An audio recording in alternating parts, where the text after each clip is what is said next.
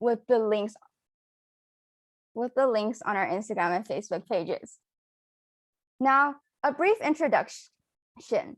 We are Wolfcourt Robotics from Walnut High School, a 5th-year FTC team and a 9th-year FIRST team. For people who are unfamiliar with FIRST is an international organization for children pre-K to 12 with various levels of competition divided into 4 categories. Our presenters today all participate in the FIRST Tech Challenge, also known as FTC.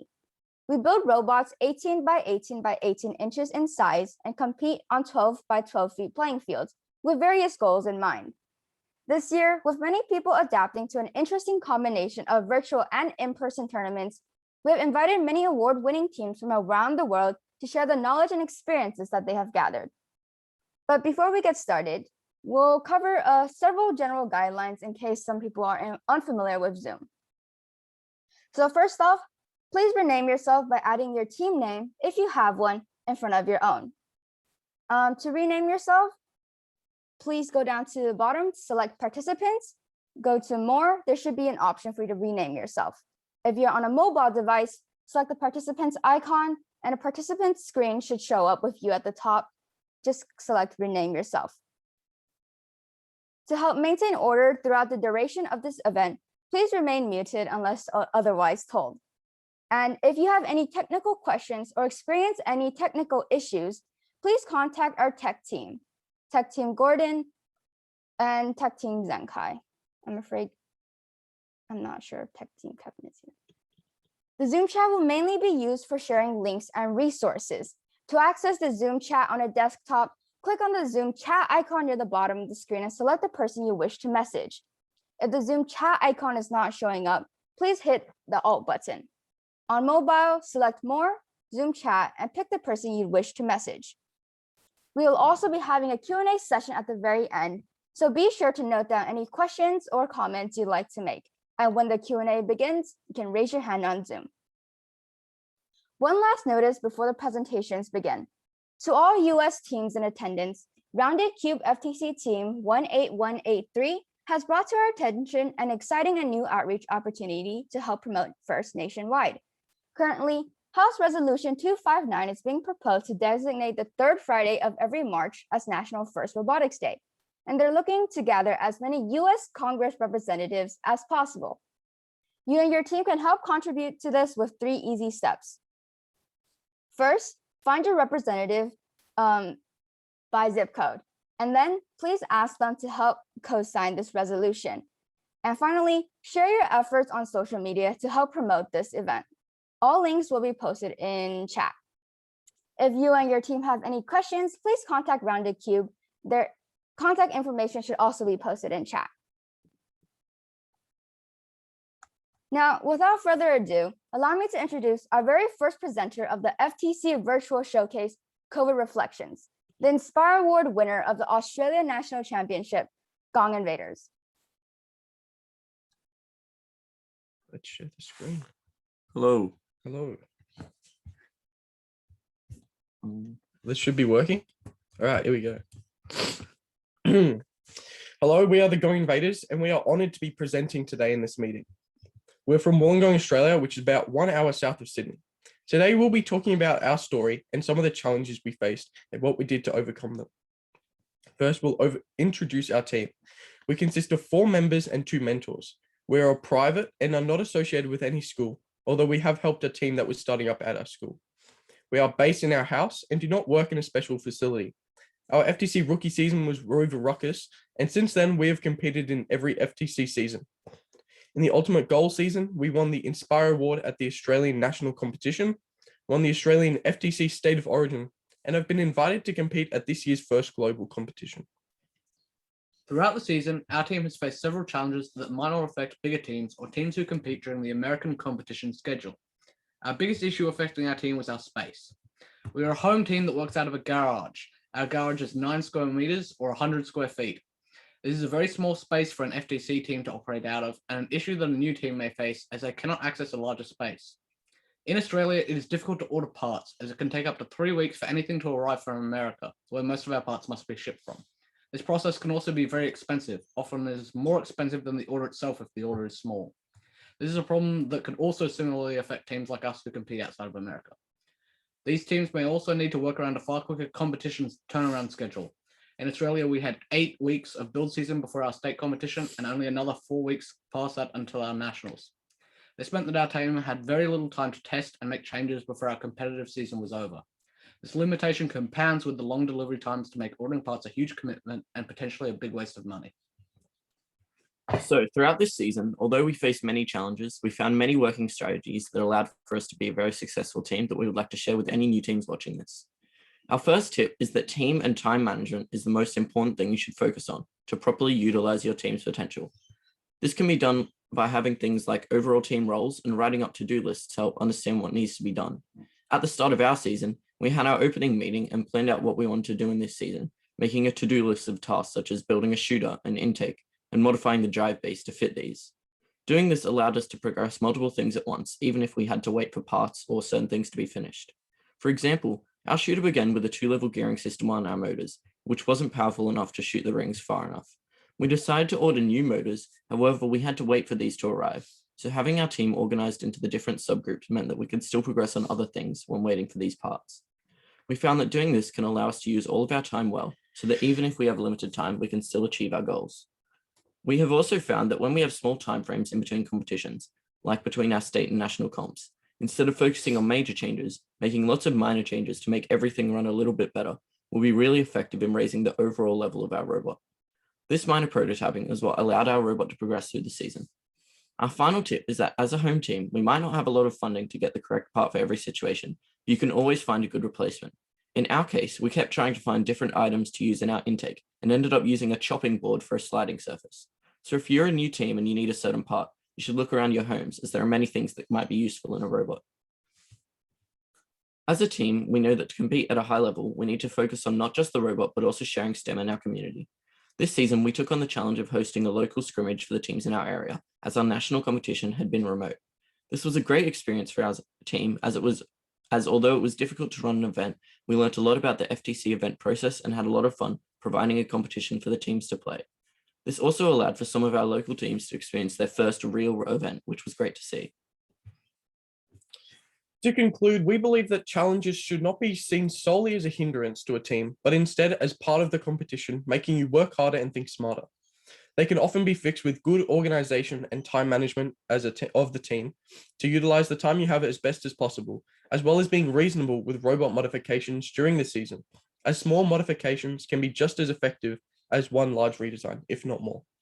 And thanks for listening.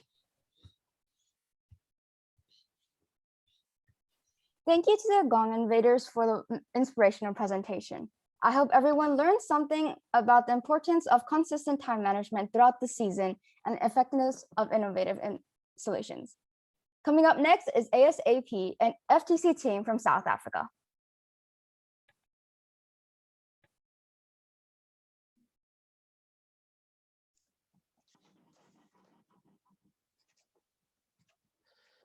How's it, everybody? So we are Team ASAP from Cape Town, South Africa, and we will just be sharing our COVID reflections with all of you here tonight or today. Just to start off, a few starting words about how COVID has affected our team. We've been relatively lucky in that there's never been any restrictions that completely stopped us from working on robotics, so we've always just been allowed to meet up and work. And some of the positives that even came from this whole COVID situation is that we found a location to work in, as now with COVID, a lot of renting spaces for offices are now standing empty, and that allowed us to get a location sponsorship from an office block. And another positive is that going through this together has really reinforced the bonds within our team, as it's helped us work together a lot better. But obviously there's been a lot of negatives. One of the biggest ones is that finding sponsorships is so much harder. In these difficult times, no one wants to really let go of their money. We've also lost a lot of members who have been moving away, or just don't want to put themselves at risk, or just don't have the time. And recruiting new members is so much harder since we can't really do that much outreach or connect with anyone. Generally, outreach has been very difficult, be it to recruit new members or to other teams or to sponsors. Okay, so I'll be talking a little bit about the robot design. So my design process for this year was to basically start with our chassis, which is it's driven by 4 core hex motors, and it is our mechanism wheels, as you can see in the middle image. After that, I moved to the control hubs, as that's the second most important part of the robot that drives the robot, as you all know. And basically we stack them vertically, as this year the chute has to be at an angle, so there would be quite a lot of empty space, so we used space efficiently. Then I designed the magazine we as a team designed the magazine in Fusion 360, and we had it so that we could shoot 3 rings at a time for efficiency. So our priorities was basically the shooter and then the intake at the back. So we started with the shooter so that we could get the height and all that right, so then we could design our intake around the shooting, so we were able to bring it up to the correct height. And then we moved into the wobble goal, which we have not released to the public yet. But yeah, so as you can see in the bottom left, that is a design for our rollers, as you can see. So in the middle, we have a 3D printed hex adapter, which is basically a hex shaft adapter, which will then it'll work with the hex shafts that Rev provides. And then we have a PVC pipe around it with some very grippy material basically glued to the PVC pipe. And yeah, so that is our main process for the robot this year. Yeah, so I will be talking about the CAD, so the 3D design and 3D printing, since that's my interest in what I did for the robotics team. So first of all, the Fusion 360 is what we used as a design program. All our CNC and 3D printed parts are used with Fusion 360.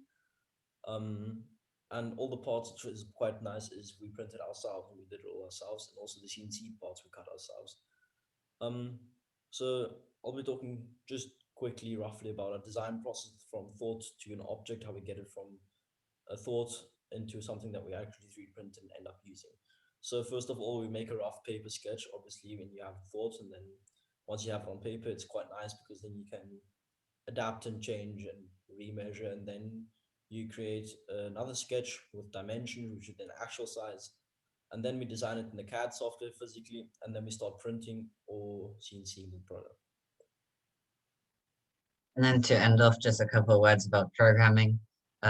This is the section of the competition that we have done the least work so far, so we're waiting for the robot to be done before we really start working on programming.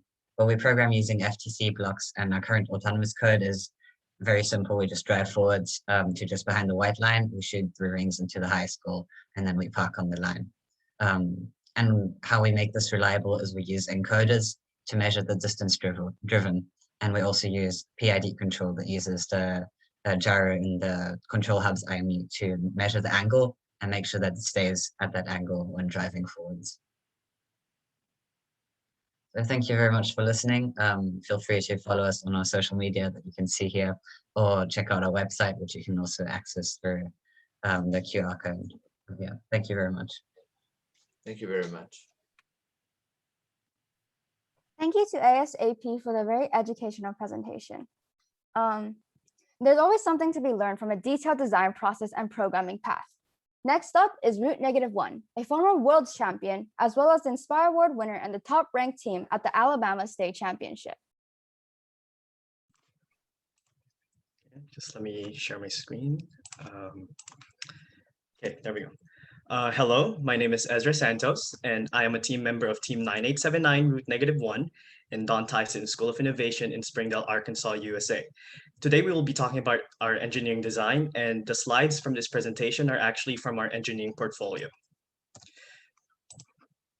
So everything that we do, including our engineering design, is guided by our 3-year strategic plan, and 2 out of 3 areas in this strategic plan, which is mechanical design and control systems, guide are basically everything in our engineering design. And so there are a lot of ways to graphically show our engineering design process. However, this is our approach.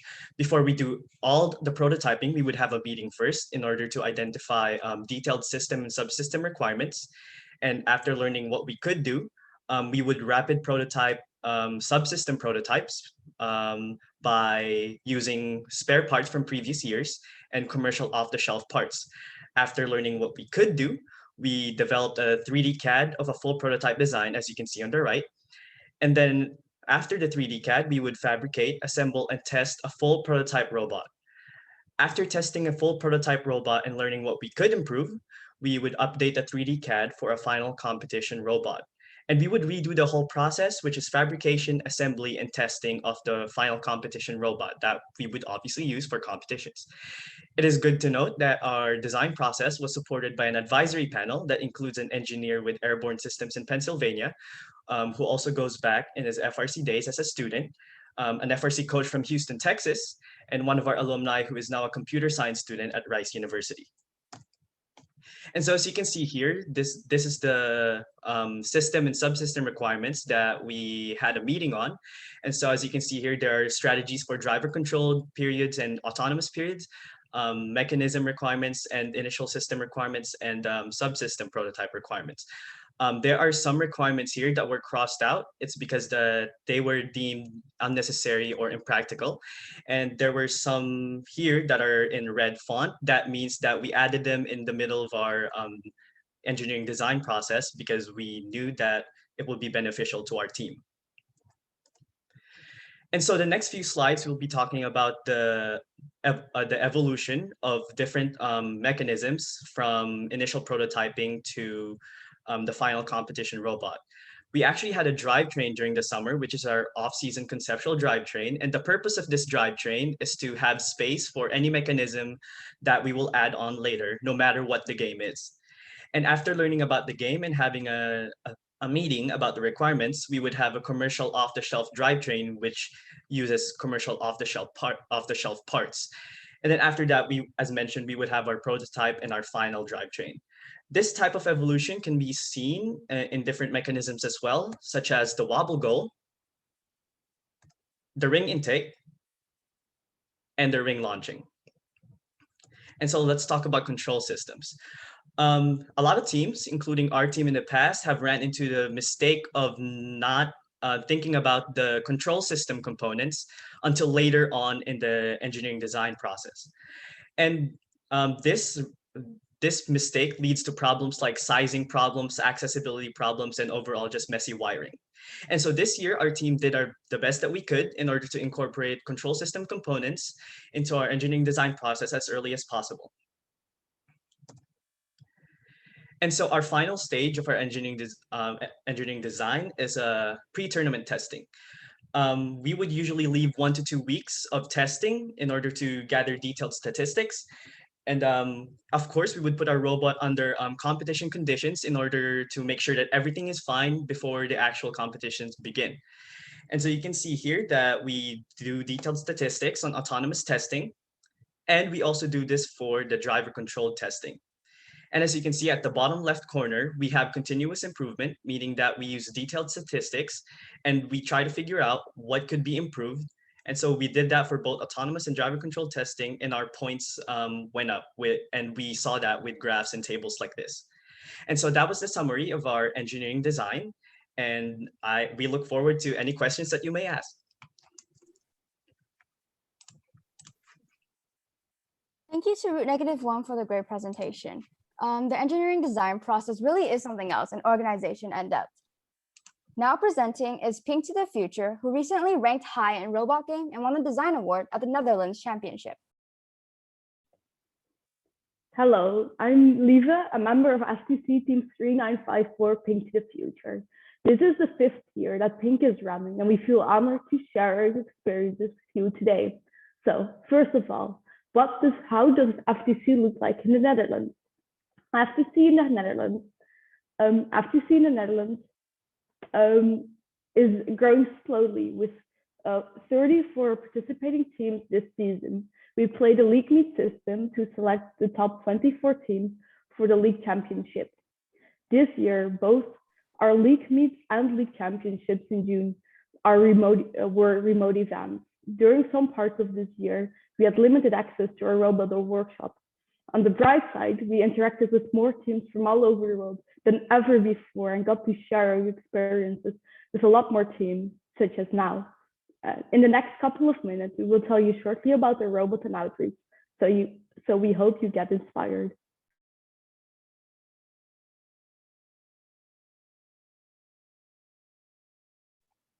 Hi, my name is Rogier, and I'm going to tell you something about the robot. For designing our robot, me and two others used SolidWorks for CAD. One of the big advantages of using CAD this season is that it made us independent of our workshop and building materials, since we were not always allowed to meet in person. I'm in charge of the main assembly, and all the engineers have responsibility on a certain module, like the shooter, the wobble arm, or the intake. 3 years ago, one of our sponsors told us that they made all of their robots modular, which means that you could take off modules very easily to repair or change parts. And they recommended us to use a similar system. That is why we made modules that can be taken off the robot without any effort, so no tools at all. Instead of using kit materials, we prefer customized components because we can design them to be more efficient, for example, light or smaller, and after all, the more pleasing aesthetics. As you may have noticed, most parts of our robot are 3D printed.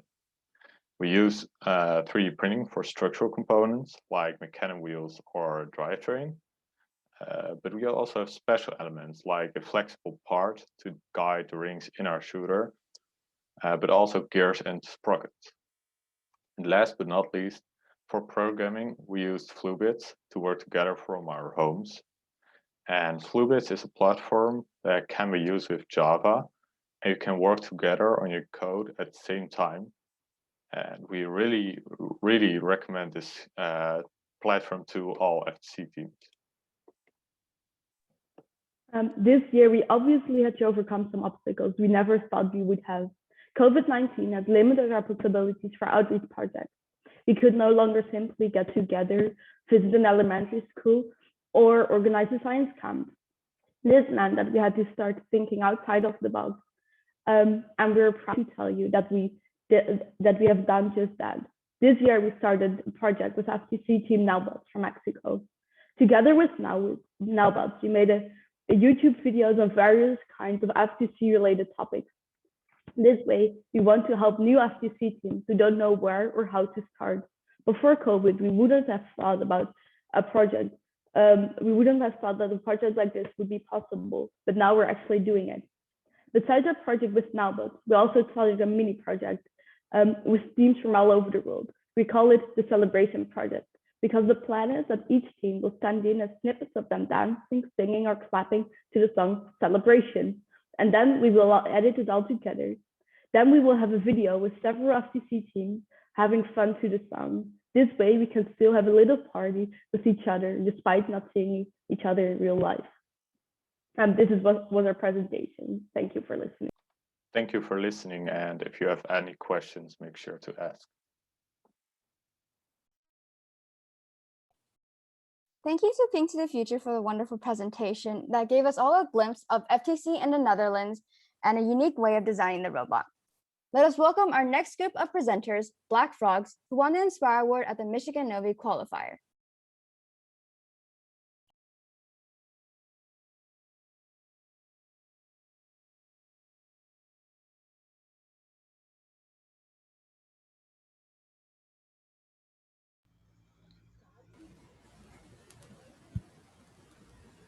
Welcome to Team 6134 Black Frogs, a fair play team. Our team consists of 6 7th graders and 4 8th graders, with 5 returning members and 5 new team members. We planned our season with every aspect of first concepts, and our budget for this season was $10,645. Our off-season starts with team recruitment activities, developing skills like CAD, programming languages, participate in outreach programs, and off-season projects. We overcame the pandemic's challenges by dividing into small groups and doing the Innovation Challenge, Robot Build, and programming in separate groups. We also held weekly Zoom meetings to inform others of the progress. We followed the engineering process to develop our robot. We planned our build using the morph and pew matrices, followed by CAD and started the chassis, then added the rest. We used Vuforia and OpenCV for image capturing. Testing at each step helped us fine-tune any mechanisms we had. We used a pew matrix to identify the points given per task, requirements, and constraints, and then plugged them all into this matrix to identify and prioritize tasks for the season. We then used this information given in the morph matrix, and we used a democracy to rate our ideas with the point system. We have an original idea and rate the other ideas off of it, from -3 to +3, in relation to the original idea. We total up the numbers and ideas which get the most votes, and we prototype and use. This is a picture of the shooting calculation that we did to find out the exact height and distance that our shooter would throw the ring. We used it to find if our motor was strong enough or if it needed to be replaced. Our robot has many subsystems such as intake, shooter, ring blockers, and a wobble goal arm. Our intake system is a triple stage roller. To grab the rings, we made our own design by taking a 4-inch compliant wheel and modified it by cutting the edges. You can see a step-by-step process in our engineering notebook. We made 3 iterations on our intake system to increase the intake speed and reduce the compression of the rings. With the 3rd iteration, we reduced the intake time by 5 seconds for 3 rings. Our basket consists of 2 circles. One helps to angle the basket for shooting, and the other to swipe the ring to the shooter. The basket is designed to hold 3 rings. After the rings are swiped to the shooter ramp, we use a compliant wheel and a 3D printed guide rail to shoot the rings in the desired target area. We featured a unique way to grab the wobble goal with just a square beam. Initially, our arm was too heavy for the servo to hold up. After shortening it, we realized that our accuracy and speed were increased. These are some of the features of our programming. We used OpenCV and Vuforia to successfully detect hammer range in the stack. This would feature a field-centric drive, tuned PID for high precision, and preset shooting positions for higher shooting accuracy. This is our on-time game plan and video. We scan the stack and intake the rings as we go. We shoot the rings in the high goal and drop off the first wobble goal. We come back and pick up the second one and drop that one off in the drop zone as well. We come back and shoot the rings in the high goal and then park over the line. Every season comes with different opportunities to explore. This season had its own opportunities, and we leaped through it and embraced the concept of collaboration. Throughout the season, we have conducted various events and demos for community teams to promote first and encourage teams to register. In addition to that, one of our sponsors, Computer Aiding Corporation from Pittsburgh, wants to start an FTC team at their middle school. We also tested out Autodesk Fusion 360 on the Chromebook for our sponsor, Autodesk. Partnered up with Team Revamp from Portland and gave a solution on pipelines for International Science Week conducted by Team ZL from Romania. We leaped not only as a team, but as a FIRST community. We helped other FTC teams take part in our outreach events, and we supported FIRST events by volunteering at events like China and North California qualifiers. Our virtual judging event for the community FLL teams gave FIRST in Michigan a coherent idea in conducting FIRST qualifiers throughout Michigan. FIRST in Michigan implemented our judging rubrics, online documentation collection, and more at local FLL and FTC qualifiers this season. A few of our projects are face masks for band students and guidebooks on Zoom and Microsoft Teams for kiting. Partnering up with Frog Force, we created a buddy robot for grocery pickup to minimize the human contact and reduce the spread of germs. Apart from our learning and helping other teams, this season our team has also taken part in the First Tech Innovation Project. We thank our sponsors, mentors, and coaches for supporting us, and we thank you all for listening to our presentation.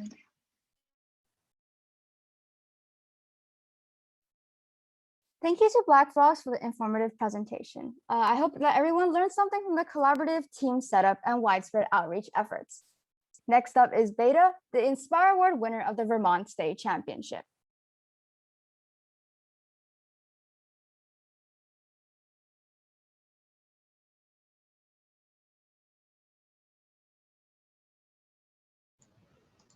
Hello, we are Team Beta, FTC Robotics Team 8397. My name is Caitlin. I'm Christopher. We are based out of Plattsburgh, New York, and are part of the Adirondack Engineers 4-H Club.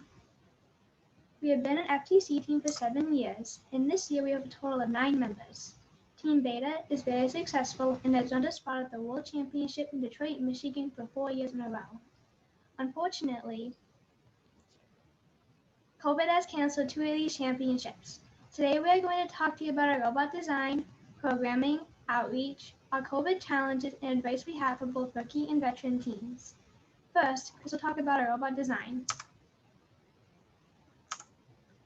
Our robust chassis consists of four 20-to-1 Neverest motors with mecanum wheels mounted on our custom base plates. We chose mecanum wheels since they allow us to move in any direction, giving us great mobility and control. Our custom designed and CNC cut base plates were specifically created for this year's competition. To intake the rings, we use four separate sets of 2-inch wheels, all of which are run using chain and 20-to-1 Neverest gearbox motors. The first set of wheels spins in the opposite direction of the second set. This pulls the rings up into the robot. The shooter is a 4-inch stealth wheel on a 1-to-1 Neverest motor. We use a kicker to push the rings into the shooter wheel. We also use PIDF on our shooter wheel in order to have an accurate shooting mechanism. Our arm, which is creatively designed to pick up the wobble goal, is mounted on a 40-to-1 Neverest motor. The grabber on the end opens and closes using a servo to secure and release the wobble goal. Next, Caitlin will talk to you about programming and outreach. To be able to identify how many rings in the solder stack, we use our custom software called block detection, which takes a picture of the field and groups the pixels that fit the color criteria into blocks. Then we look at the height and width of the block to figure out how many rings in the solder stack. Additionally, we use the encoders on our wheels to track the position of our robot in both the autonomous and endgame periods. For outreach, our team has presented to over 800 middle school students at Shine On, 3D printed face shield bands for those in New York and Africa, great leaves for elderly, connected with a team from Libya and Romania, updated our media presence, taught a CAD course, and improved our virtual robot program, which is used by hundreds of individuals. Now, Chris will talk about our COVID challenges. One of the hardest challenges our team had to face due to COVID was the limited time our team was able to meet in person.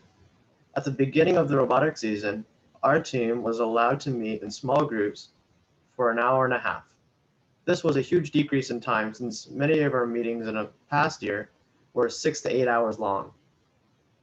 At the end of October, COVID cases started to rapidly spike in our area. Therefore, by the beginning of November, 4-H shut down our in-person meetings. Except for 2 members, the coach's kids, myself and Caitlin, were unable to meet. To overcome this challenge, our team created many Zoom meetings for programming, match running, and presentation practice. For programming, we gave a member virtual control of the main computer we used to program. Therefore, they could program and change the code while at home. And then Caitlin would download it onto the phone and set up a camera so they could watch the robot perform on the field. In addition, we video called specific team members when we needed insight onto mechanical issues we faced. Next, Caitlin will talk to you about another COVID challenge. Another COVID challenge we faced was that many of our outreach events we stated earlier were virtual. Since we could not interact with the teams and students physically, we thought that it would be harder to keep the participants engaged and interested. Therefore, for each of these events, our team created a presentation on a shared Google Slide document. We had videos and interactive questions to keep everyone interested. Our team practiced over Zoom before the events to ensure we were ready to present. Now we'll give you some helpful tips. Brainstorm, brainstorm, brainstorm. Think of all the possibilities, no matter how crazy they might seem. Prototype a lot. The more iterations, the better. Make sure to try all ideas. You might be surprised that something that you didn't think would work, that actually might. Connect and get involved with other FIRST teams. There are many different opportunities through Discord or Facebook to connect with other teams.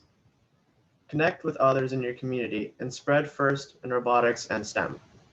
Have fun. That is what robotics is all about. And most important, be gracious professionals. Thank you for your time, and we are happy to answer any questions you will have.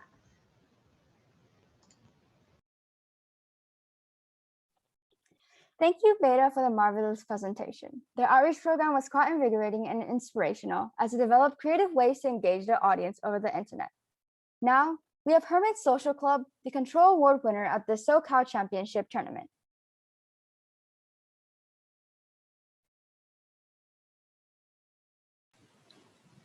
Hello there, and I'm Andrew from Team Hermit Social Club 12675. And today we'll be sharing a bit about about our journey onto the Control Award and what we thought really made this year different with that. Hey, fellow teams. So we're Hermit Social Club, Team 12675, as Kwai said. And our team is relatively small. We are a garage-based team here in Southern California. My name is Aditya, and I am one of the captains of the team. And today we're going to be sharing a little bit about our programming department and practices.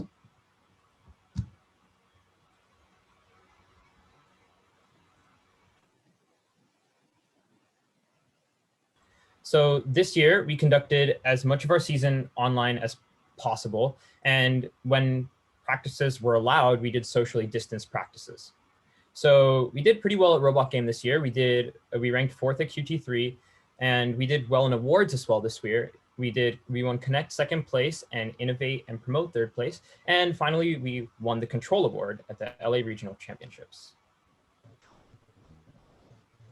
So how did we get the Control Award? There were 2 major portions to our programming department this year. Our first one is Odometry, which Caden will go over. You can say that's our... Hello, I am Caden. I am the programming captain and one of the co-captains of the team. And we really explored odometry and adjacent features for navigation during Autonomous this year and during teleop.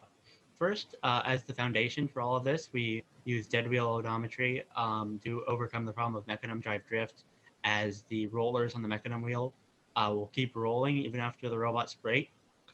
So if you have your encoders on the same motors that are driving the robot, you're going to not be able to capture that drift after the robot breaks and the robot keeps rolling forward. So we separated that into extra pods on the side of the robot. Then we implemented a PIDF system with the help of Roadrunner to allow a robot to oscillate around set points along a trajectory on which it goes to help decrease error that doesn't stem from faulty localization. And then we implemented a system of automatic launch positioning during teleop to save a lot of time from drivers finicking around when they're setting up to shoot. And we used a system where we initialized the paths during the initialization phase before teleop, and then allowed the robot to navigate through those, taking advantage of our PID system to allow us to start from any point in a grid of points instead of on the position, and then it would sort of jimmy itself out until it got, and it would end up getting into the right position anyway. And we used a greedy near search algorithm to allow us to scan that grid faster. And then we also use complex pathing using splines, which allow us to move forward, strafe, and turn at the same time, greatly increasing accuracy and decreasing the amount of time we use. And yeah, one of the major parts of our odometry this year is a library called Roadrunner. I highly recommend that you guys check it out, because it is a way to make your robot move a lot smoother in a lot more fun ways. Another major portion of our programming this year is vision. Now, by default, the first SDK comes with a library called Vuforia, but in last year when we tried Vuforia, we found that it was often kind of slow and clunky, and that it often, for example, it could often take up to 10 seconds just to start, and it often was not very accurate in certain pose detections under certain lighting conditions. So this year, instead, we tried a new library called OpenCV, brought to you by the folks at OpenFTC. OpenCV is a library for computer vision, and what that really means is that it allows you to take input images from a camera, do some processing on them, and from those generate output. So, and the main point of OpenCV and computer vision as a whole is really to answer the questions: 1, what does the field look like around us? And 2, given a pixel image, can we figure out where objects are on the field in relationship to the robot? To that extent, this year we came up with a pipeline, an algorithm that essentially contains four steps. First, we normalize an image, which is essentially just adjusting gamma values until the image is good enough to be processed.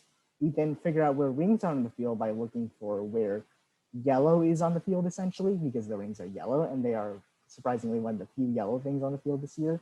From there, we can actually take a look at the light values on that ring, determine which part is the top and which part is the side. And from there, we can determine the actual IRL height of a stack of rings, and then that allows us to complete this year. That allows us to complete this year's challenge. And if you want to learn more about algorithm, it's actually open source. Just follow the link here, https://git.io/JOSXD. Capitalization Council. I'll post this in chat later.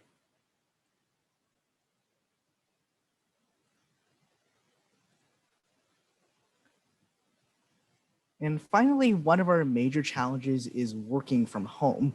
How do you program a robot without ever seeing the robot? Or really, in more traditional seasons, this would be more like, how do you program a robot if the builders aren't done? And I think that's a question that almost every first team asks every year.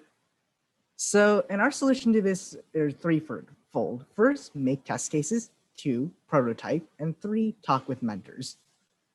So one of the major things in programming is that you should actually make test cases. So for example, with Vision this year, we found that we could, instead of we're waiting on the builders to finish the robot, we could actually take pictures of the rings ourselves and then use those to create a vision pipeline around those test images without actually ever having a robot.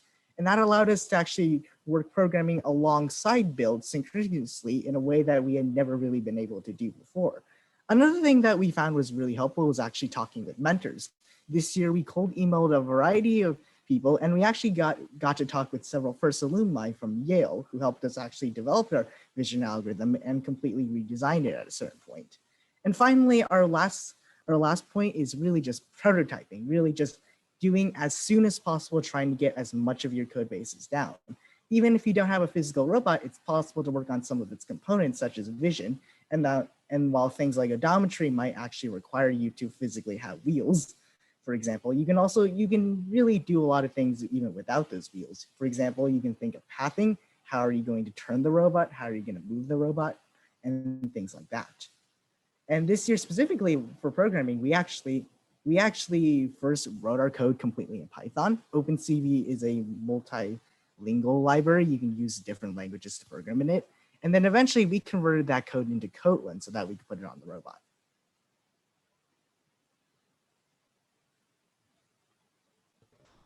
And just to close up, some quick general advice on the control award. First, one thing that is just a really good mindset to approach this in is to be ambitious. I know that in the past, we've limited ourselves to what we think would be good enough to accomplish in the time we have, or stuff that we think we could do, but it really helps to sort of break down those barriers that you put on yourself and really go as far as you possibly can. With the odometry system this year is something that we had never approached before this season, but we just jumped into it over the summer, and it took a lot of time to work it out and figure it out, and being able to really radically change how we program the robot helped us to be more creative, think more outside the box, and get some more interesting stuff done to show to the judges. And the next thing is you're going to want to look to mentors for ideas. Your mentors are going to have a huge amount of expertise, and you can, as Kwai said earlier, we cold emailed a lot of people. There are a lot of people who are willing to help, and they're going to be tremendous helps, like the people at the First Alumni at Yale organization. They're really great, as well as just a lot of people in your local community who work with mechanical engineering, who work with who work as mechanics or programmers or any sort of job that's adjacent to First. And also you're going to want to look for resources from the FTC community. Things like the FTC Reddit and the FTC Discord are going to have so much resources for programming. That's where we found out about the Roadrunner library, and also where we found out about the Easy OpenCV library. And they helped us navigate those libraries and fix a lot of the issues we had. We wouldn't have been able to get as far as we did this season without those resources. So you're going to really want to look out because they're going to really help you push you over the edge. And also what you're going to want to do is you're going to want to tackle even the most minor seeming of inefficiencies and inconveniences. Anything that sort of bugs your drive team that hasn't been fixed for a while. Like we had an issue where we had some dead zones on the Logitech F310 gamepads that cover about like 20% of the inside of the gamepad, and it was really messing with our drivers' heads. And so we took the time to go tackle that, and that was an interesting solution. And when you're going to be tackling these inconveniences and inefficiencies, you're going to come up with some unique ideas, and that's going to make you stand out from teams that just sort of took cookie cutter approaches to the game and didn't think outside the box about what extra problems they could solve to help their drive team out, help themselves out.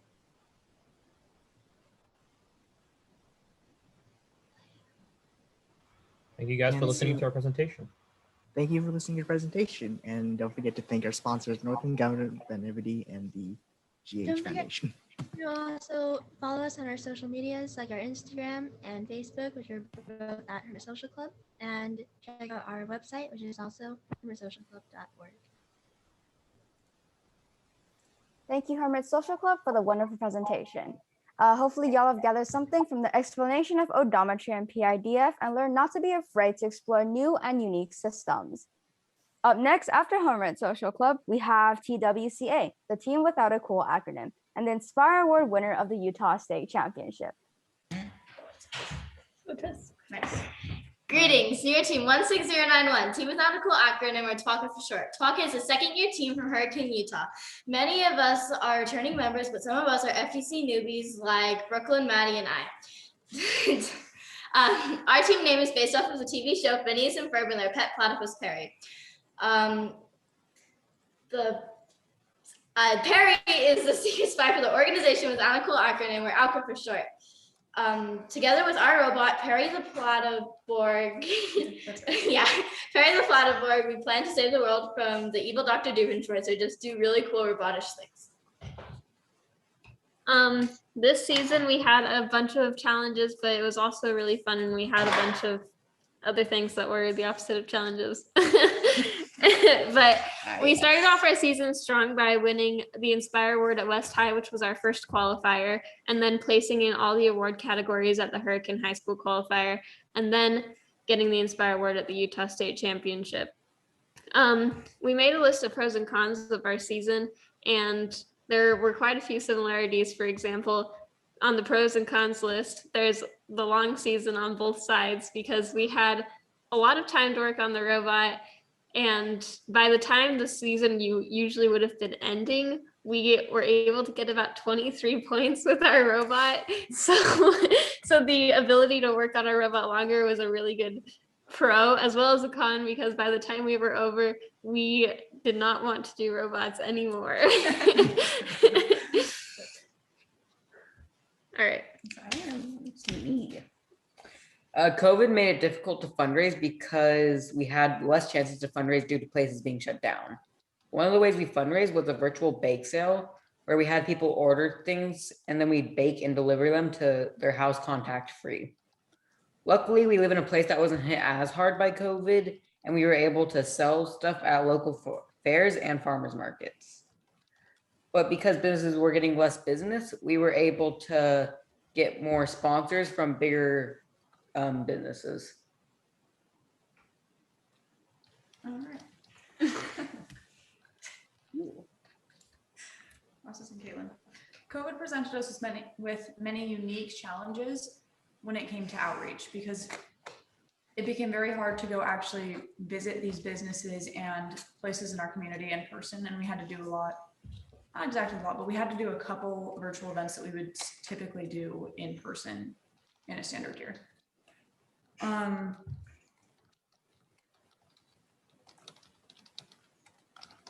Is that it? Yeah. Okay, so trial and error is an important tenet of engineering as a whole, and it was a large portion of how we designed our robot. Any parts that we designed either in CAD software or by cutting out of cardboard or corrugated plastic, we would mount on our robot and subject to rigorous testing before, in many cases, writing down what we can improve on it and replacing it with a better design. Cardboard and corrugated plastic are very cheap and simple things you can use if you maybe don't have the time or access to a 3D printer that CAD would generally require. One thing that we would do in order to improve our robot for next year would be to design an assembly of our robot in CAD software before actually putting it together, because we had several issues that came from ease of disassembly or lack thereof. So that would be one advice that we would give to other teams that we are going to follow this coming year. As far as programming goes, our robot was programmed with Android Studio entirely in Java, and we used several different sensors in our autonomous program because autonomous program was this year, it was a really big portion of the game because there was a lot of scoring to be done. And so our first sensors we used was a set of 5 distance sensors located on the exterior of the robot. And those were something we had used last year and improved on this year. And they were used for avoiding other robots on the field so that we wouldn't collide with them and risk losing points. We also use an external webcam combined with TensorFlow to detect the stack of rings on the field at the beginning of the match. It ended up not being as reliable as we hoped, and so I wouldn't actually recommend that. A lot of other teams we saw were using OpenCV, and that's something we might look into next year. And we also use our set of 3 odometry pods on the bottom of our robot for tracking the position of a robot on the field, as well as tracking rotations, as opposed to using a gyro sensor, because it's a lot more reliable. And if I could give one piece of advice to anyone who's programming, it would be don't underestimate the power of Google. If you are having a problem, just literally search it on the internet, and chances are somebody else had that problem already and already knows how to solve it. Some other things that we would recommend that your team do in order to do better in your competitions is we made a summary sheet of everything that we did during the season so that the judges could just look over it really quickly and just kind of, for ease of judges, they were able to more easily see how well we did with our season, which probably helped us in getting the Inspire at state. Thank you for listening. Goodbye.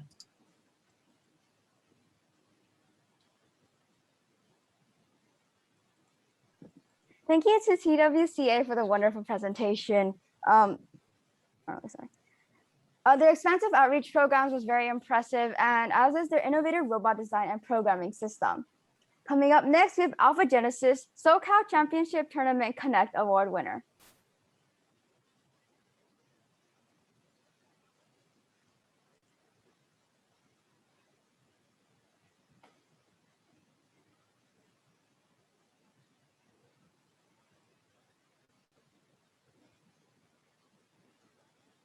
Okay, hi, I'm from Alpha Genesis 6436, and this is our presentation.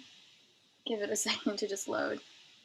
Okay, so a little bit about our team is we're based in Hacienda Heights, and this year we did a remote season. We have 11 members in total, and 4 of our members are completely new. And at our qualifier, we got Inspire 2 and Think Award, and the Connect Award at our championship, and we got top 6 robot at both our qualifier and our championship.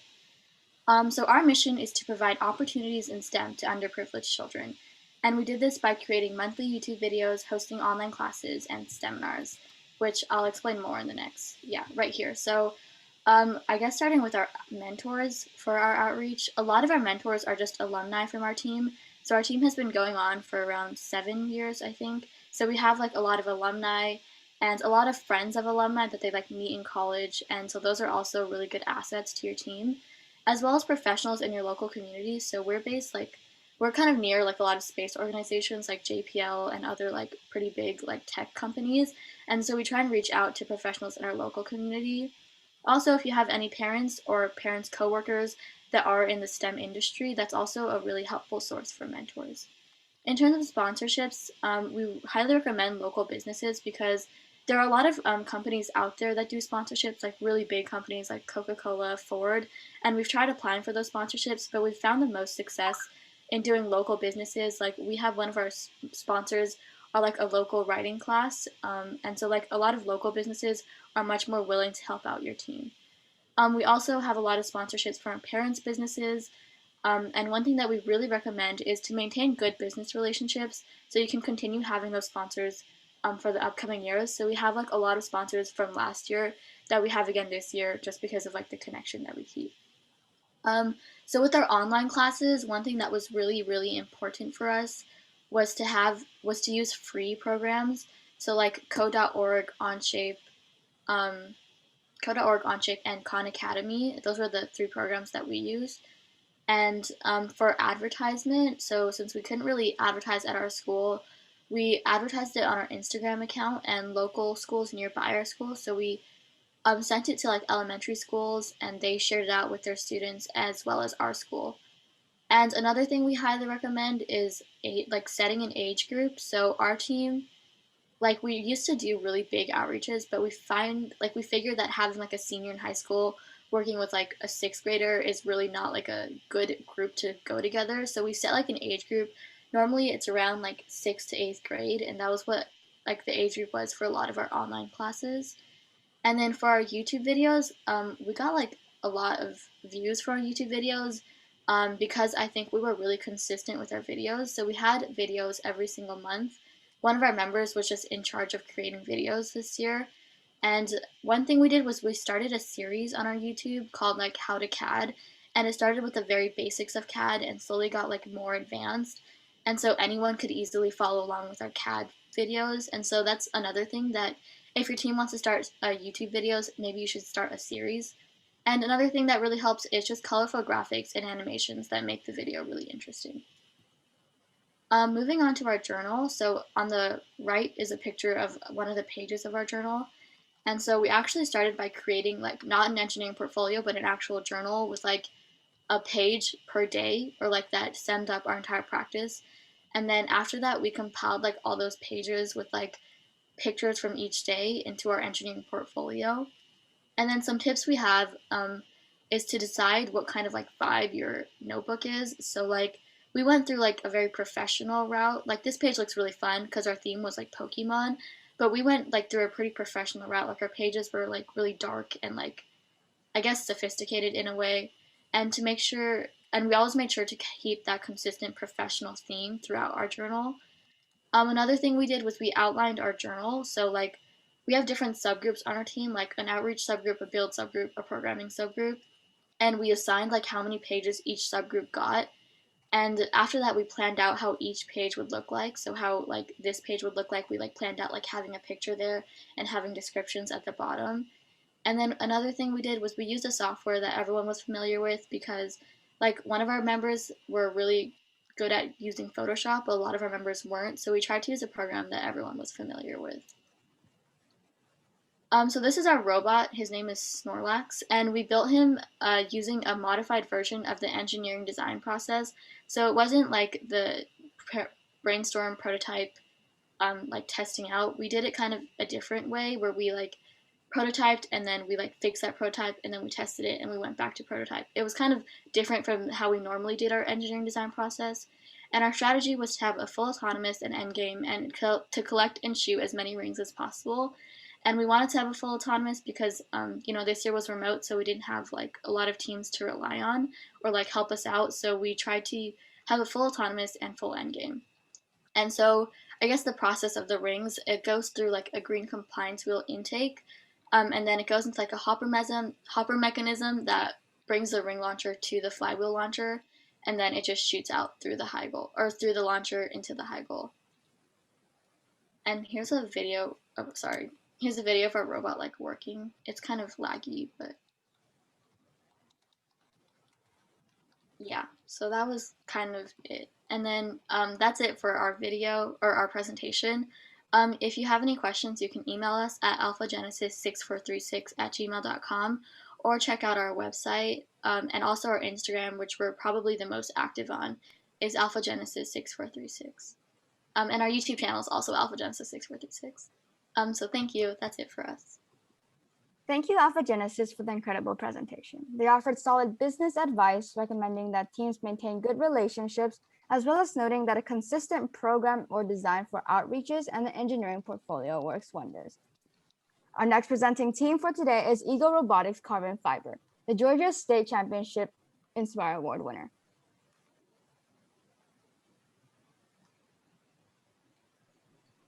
So hello, everyone. Just want to make sure I can be heard real quick. What, is that a yes? Are you able to hear me? Yes, we can hear you. Okay, cool. Sounds good. Just want to double check there. So anyway, I'm Steven and presenting on behalf of Eagle Robotics Team 7373 Carbon Fiber. So just real quick, a little bit of information about our team. Our team was founded in 2003 for high school students at our school, Mount Herring, in Kennesaw, Georgia. And today there's 11 juniors and seniors that are on Team 7373, our varsity high school team competing in First Tech Challenge. We also have a second First Tech Challenge team affiliated with the program. And then a little bit about us in this previous season. We were the first place Inspire Award winner for Ultimate Goal in Georgia. And then the previous season, we were the first place Inspire Award winner and Winning Alliance captain in the state of Georgia. So what I'd like to do is talk a little bit about our season, which I think was very different than many other teams, even during this time of COVID. We actually had the opportunity to compete in person for the majority of our season. So for instance, you can see here 2 photos. This was our, I believe, second league meet. And then over here was our league tournament on the right. So we were a small team, the Etowah League, of about 9 teams. And I believe the only other teams we knew of competing in person were one in St. Petersburg, Russia, and one in Australia. There may have been more, but those were all we knew of. So we had an incredibly lucky opportunity, of course, mask wearing, social distancing. You can see in the photo on the left, the shower curtain separating our 2 teams. But anyway, what I'd like to do a little bit today is talk about some of our reflections on the in-person competition and what we would recommend to teams that maybe might be going back into in-person in the upcoming season who are competing virtual in the past season. So anyway, first off, I'd like to talk about considering alliance partners. So one thing you immediately want to think about is how your robot's going to interact with other robots on the field. And especially based on varying technical capability, you might want to look at how your robot could augment another robot, or how your robot's capabilities could work well with another robot when paired together, another robot could help you. In this season, it could have been for us, maybe another robot getting us rings, or us feeding rings to another robot who then had a flywheel. So you can see our robot, 3 pictures on the right.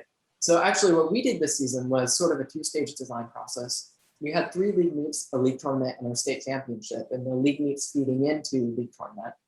So one thing we did was design a robot at the very beginning that we really weren't intending to carry on, but we also weren't going to focus a lot of our development time on it.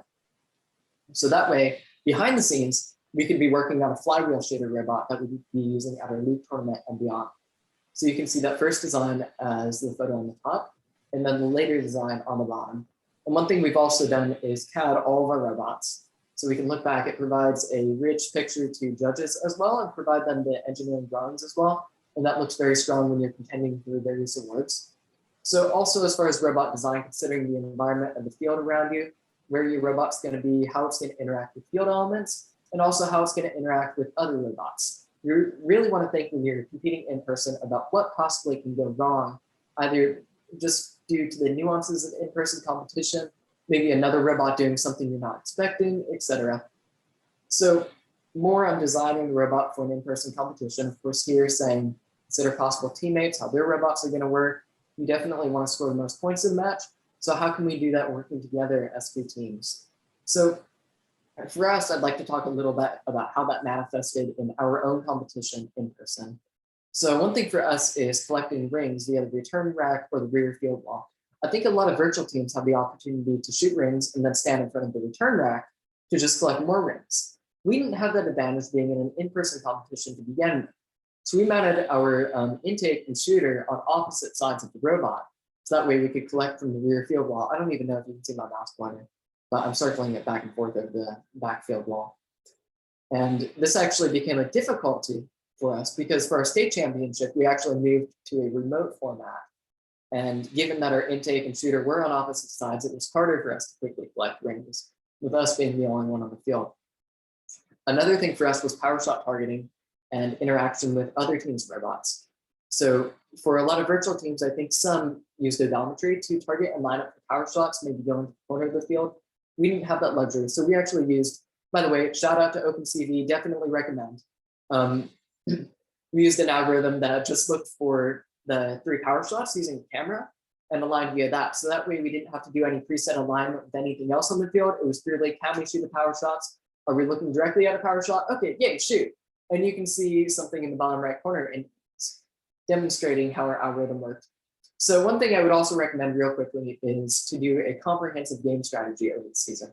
And you can see an example of that in the center here. So we wrote this throughout the season, and this preceded going into competitions and planning out, say, if our partner did not have an intake system, did have an intake system, and what we would do in all these various scenarios. So when we got onto the competition field, our drive team knew what to do, absolutely. Another thing I'll recommend real quick, and this might be on a subsequent slide, and indeed it is planning with your alliance ahead of time. So one thing we would always do is print out a field map ahead of time. So immediately when we get scheduled for a match, we're gonna walk over to our alliance's pit and talk with them, figure out what their robot capabilities are, and devise a strategy for autonomous and teleop. And one really good thing you can do is, of course, play a practice match, and we did that actually at our league tournament, where once we had done alliance selection and paired with another team, we actually modified our, sorry, I can't speak right now, our autonomous program to be more cohesive with our alliance partners' robot during the final rounds.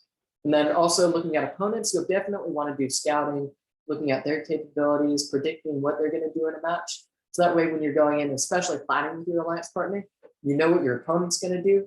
So that's one less thing you need to worry about, one less variable that could happen on the in-person field.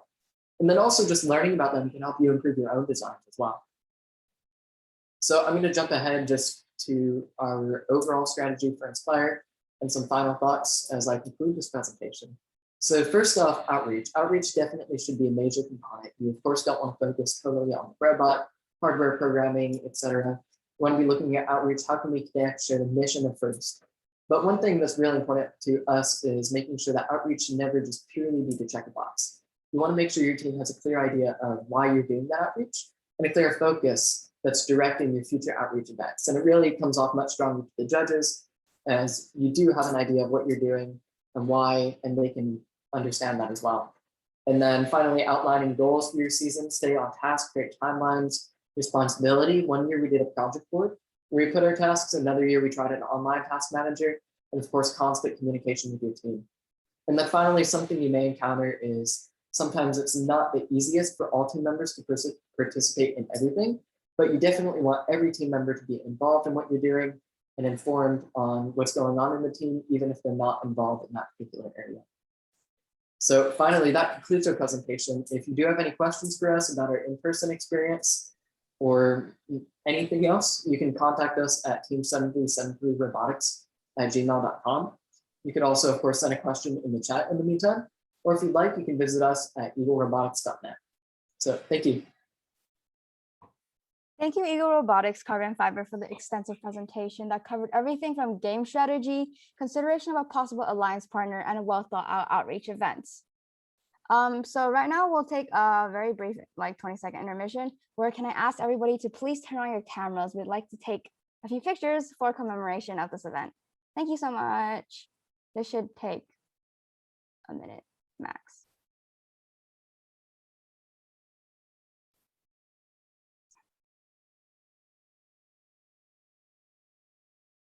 And Daniel, let me know when you're done.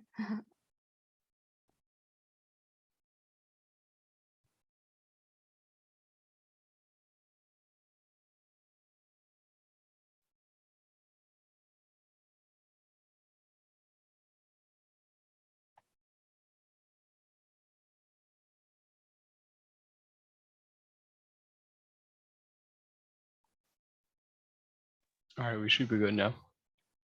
Okay, thank you so much.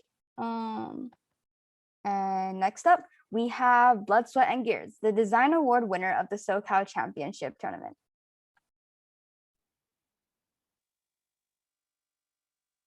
All right, hello, we're Blood, Sweat, and Gears. We're an FTC team out of Heritage High School in Menifee, California. I'm Austin, I'm the team captain. I also CAD and I'm a lead builder. Hi, I'm Tyla, and this was my last year since I graduated, and I was the CAD lead. So we just wanted to go over some criteria for the design award. Obviously, you are required to submit an engineer notebook / portfolio this year. You should also include a lot of CAD images as well as like pictures of your robot in real life so the judges have an idea of what's going on. One of the main criterias for the design award is that you have a functional yet aesthetic design.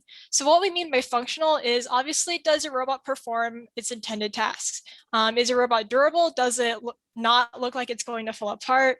Essentially, just make sure that your robot is doing what it has to do. So yeah, that's kind of self-explanatory.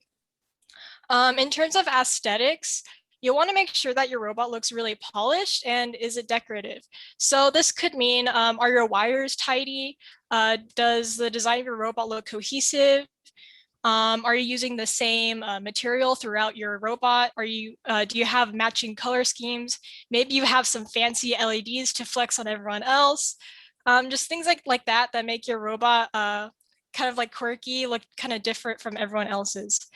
You should also implement industrial design elements and principles. So basically what this means is, can your robot be easily manufactured? So for example, if your screws should be in easily accessible places, so it's easy to fix a robot and take it apart if something goes wrong. Maybe your robot's mechanisms are also modular, so that also feeds into, is it easy to replace broken parts? Overall, the design award should showcase your team's creativity. You should also emphasize the journey that you went through when designing your robot in your notebook. Okay, so for our design process, we have 7 steps. For time's sake, I'm gonna go over the most important 3. Number 1 is to formulate the strategy. This is basically gonna tell you how your season's gonna go. You need to take into consideration how experienced your team is, the amount of time you have, and the parts that you have. So really just want to see what is the most realistic robot for your time frame and your team experience. And then for another one is number 3. It's to CAD your ideas out. So basically after you brainstorm, you want to see how all your mechanisms work together, if they do work together, if they're going to fit in the height constraints and stuff like that. So it's really just to show you what your robot's going to look like. And then for the last one is number 7. You want to optimize it. So once you're done building and testing and getting all the hard work done, you want to, like whenever you're doing driver practice or you're in a match or you're in a scrimmage or anything, you want to see what your main points of failure are. So you want to see like what your weak spots are and point them out and then try to fix them as you go along and to make your robot as good as possible. Okay, so onto our notebook. So since the design award this year revolved around the notebook a lot, we just wanted to show you guys how we formatted ours. Let me just move over real quick. Let's go to our design section. Okay, so like right off the bat, we wanted to kind of incorporate an aesthetic design in our engineering portfolio as well, just to make sure, just to kind of like make it easy on the eyes and so that everything's kind of straightforward and laid out. So the way we formatted our notebook was each page is dedicated to a mechanism. And the mechanisms are subdivided into the different iterations we went through. So each iteration has its own box with its own version number. And next to the version number is a rationalization as to why we did not go with that design. And as you go down further and further, they all kind of justify the final design. So yeah, that's basically how we showcased our design process through our engineering portfolio. I'll just go through all of these pages real quickly so you guys can kind of see more.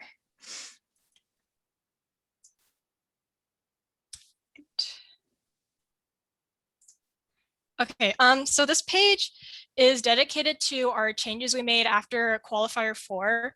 So you really want to document whatever happened after your competition, because a lot of things could go wrong during competition where you just like figure out something isn't working right during a competition. So you want to really make sure that you're documenting all of that.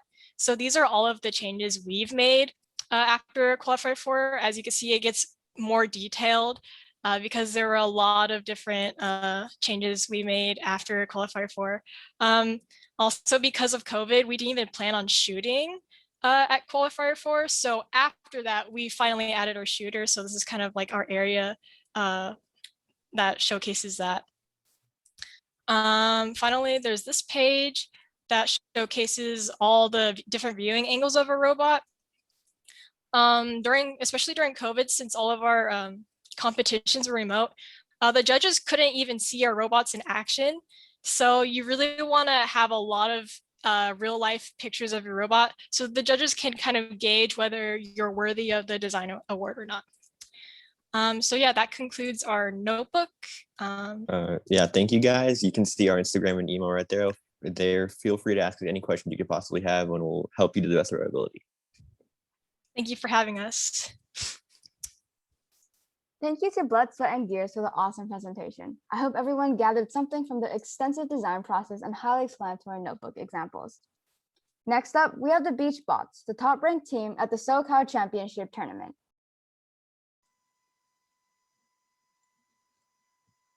Welcome to the Beachbots design presentation, presented by Hudson Harris. Who are the Beachbots? FTC 18253 is a robotics team based in Santa Monica, California. We were the first ranked team in the Los Angeles Regional Championship, a part of the Winning Alliance in Park City Qualifiers, Utah, and we're the first ranked team and Connect Award winner in the Los Angeles Qualifier 2. The FTC regional spot. It was a 4-motor Mechanism drivetrain, had a 2-motor shooter, a 1-motor intake, and a 3-servo wobble claw.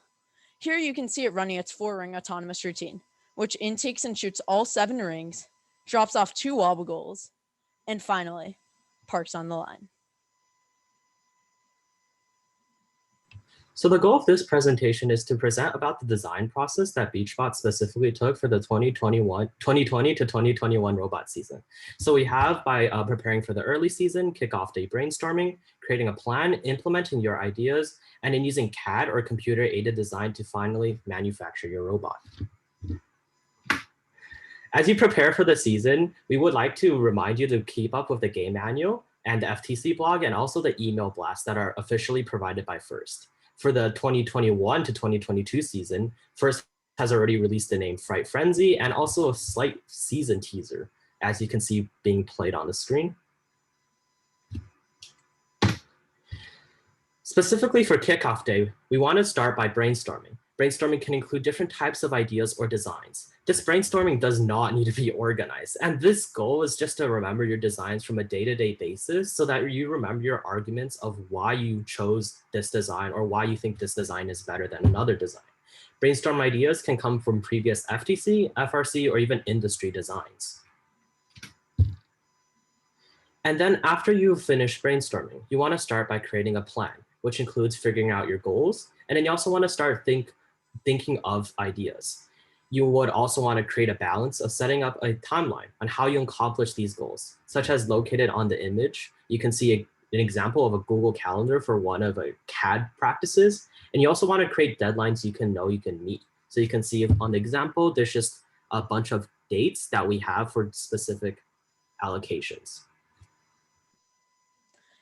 Implementing ideas. Start with solid ideas and then go to prototyping. Specifically for this season, we went through 4 iterations of our shooter and 3 for our intake.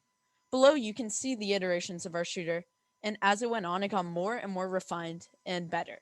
Then, above, you can see our intake. The first one is from October, and although it worked, it was pretty basic and somewhat slow. Then, the second one is our last one, and you can see it's pretty fast.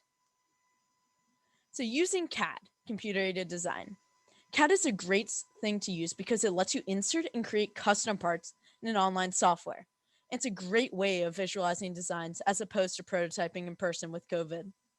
And it helps organize the manufacturing process, which can be difficult when you don't have a set list of things. The software we use and recommend is Onshape. It's nice because you don't need to download anything, and it's very easy to share and collaborate. Below is the link to 2020 to 2021 Ultimate Goal CAD and how to register for Onshape. Manufacturing the robot. We use primarily GoBuilda, 3D printed parts, and aluminum sheet metal. For 3D printing, we used when a flat sheet cannot accommodate for the design. In general, you want to keep these parts small to maintain its strength. For aluminum sheet metal, we used for large, usually two-dimensional parts. And we use Sencut Send, a great company that can laser cut all your parts. There's actually a discount code that we made for this, Socal First 20, for 20% off your first 2 orders. So the main takeaways from our presentation is just to remember the design process, specifically the prototyping and also designing. We will also like to remember that consistency is key and to design simple. Hudson, can you cover the resources page? Of course. So first, a great example of a resource is Game Manual 0, a resource about the FTC community by the FTC community. Then you have Sencut Send, a great way to get your parts cut. Then how to register for Onshape, and our regional spot link. If you'd like to contact us, we have our email and Instagram posted. And if you'd like to see our other projects, we have our SpeedShift V1, which is a 2-speed 6-wheel drive drivetrain, and our LA Championship video playlist. And we'll post all of these in the chat. So thank you for watching, and yeah. Thank you to the BeachBots for a detailed presentation. Hopefully everyone noted down the careful detail and constant improvement of their design process, as well as their steady efforts that provided consistent results. Following BeachBots, we will now have Robo Raiders. So.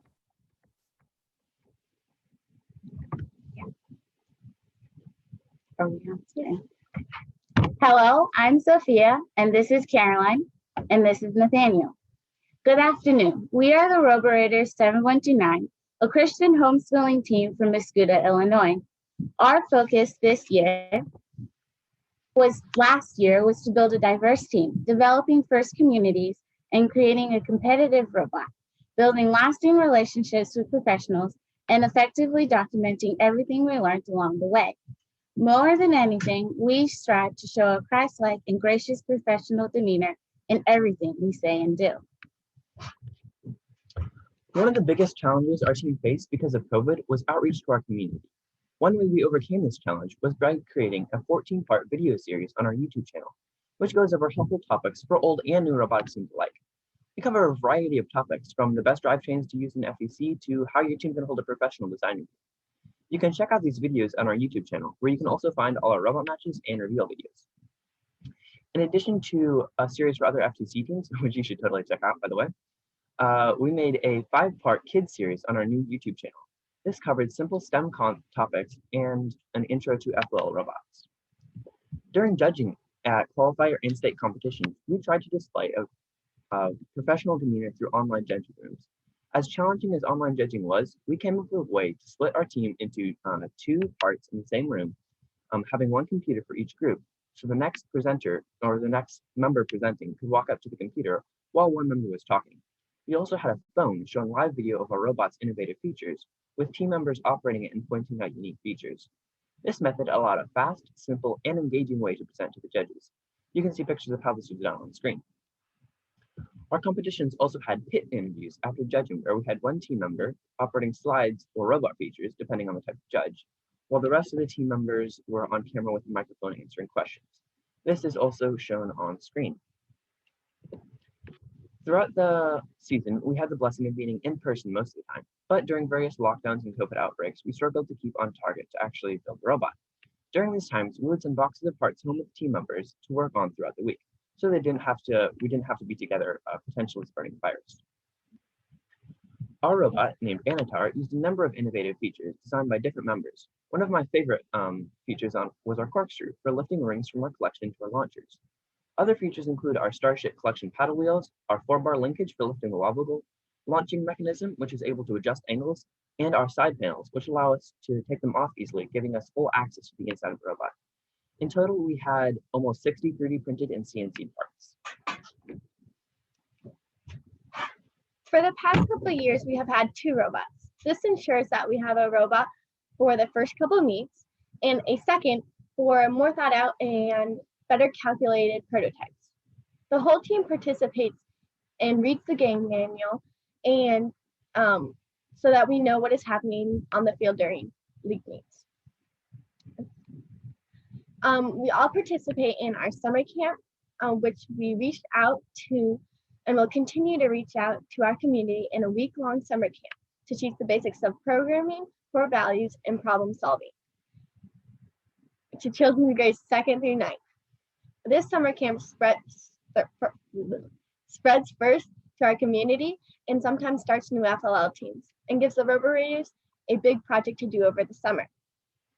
However, we have had many other first events that to spread first robotics and STEM, some of which were most impactful were our online radio interview with KFU Radio, 4 newspaper articles last season, and 1 to advertise summer camp this season.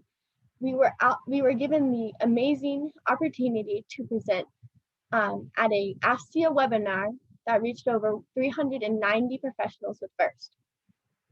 We also brought in professionals for design reviews, one of which helped us to set goals at the beginning of this season so that we knew what we wanted to accomplish. To ensure we had a maintainable robot, in design, we had many design reviews. We had 10 design reviews in all with 7 professionals in different areas.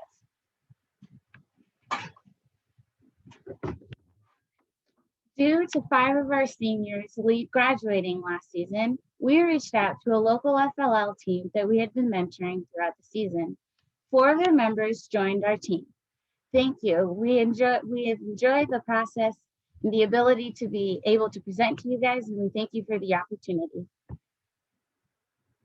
Thank you, Roborators, for the very thorough presentation. The creation of several YouTube series to engage the community during the pandemic was very inspirational. Up next, we have Curiosity, the Think Award winner of the Socal Championship Tournament.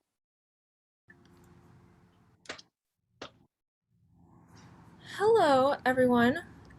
We are Team Curiosity 11770, an all-girls FTC team from Los Angeles area, and we are so excited to be presenting today. This year, we won the First Place Think Award at the Los Angeles Championship and the First Place Inspire Award at the Canada Cup. Inspired by our namesake, the Curiosity Mars rover, we believe in making an impact through exploration, innovation, and most of all, collaboration. We'll specifically be focusing on our experience creating an engineering portfolio. And although FIRST hasn't officially announced if the portfolio will continue to be a part of FTC or if teams will switch back to submitting a full engineering notebook, we hope that a lot of the same basic ideas will apply. As many of you know, this year teams were asked to create and submit 15-page engineering portfolios to exhibit important parts of their season. Compared to the hundreds of pages long notebooks that many teams would submit in the past, it's no secret that fitting an entire season worth of content in 15 pages is not easy to do. We'll be talking about the guiding principles we followed when creating our engineering portfolio, as well as some tips and tricks for creating yours in the future. Before we get into some specific features of what we believe makes a good engineering portfolio, we wanted to talk about some important tips when it comes to creating it in the first place. First, always make the engineering portfolio a priority. Since you have a maximum of 15 pages of content, it can be easy to push it off until the last minute. However, we highly caution against this. We started working on our engineering portfolio in early to mid-March, nearly a whole month before our qualifying tournament. This gave us enough time to explore different ideas regarding the portfolio and do numerous thoughtful revisions. Second, make sure you do collaborate on the engineering portfolio. Again, since it's only 15 pages, we know there is a temptation to only have a few people work on it, but having all members from all areas of the team work on the portfolio is extremely beneficial because it makes it so much more technically stronger and jam-packed with information, since team members can go more in depth about their specific areas of expertise. Additionally, having multiple members work and revise every page helps you make sure that there are little to no errors or oversights. Collaborative tools like Google Slides and Canva can be useful to design your portfolio, and others like Discord, Jamboard, and Padlet can help your team plan and work together. Finally, keep in mind that your engineering portfolio should always be improving.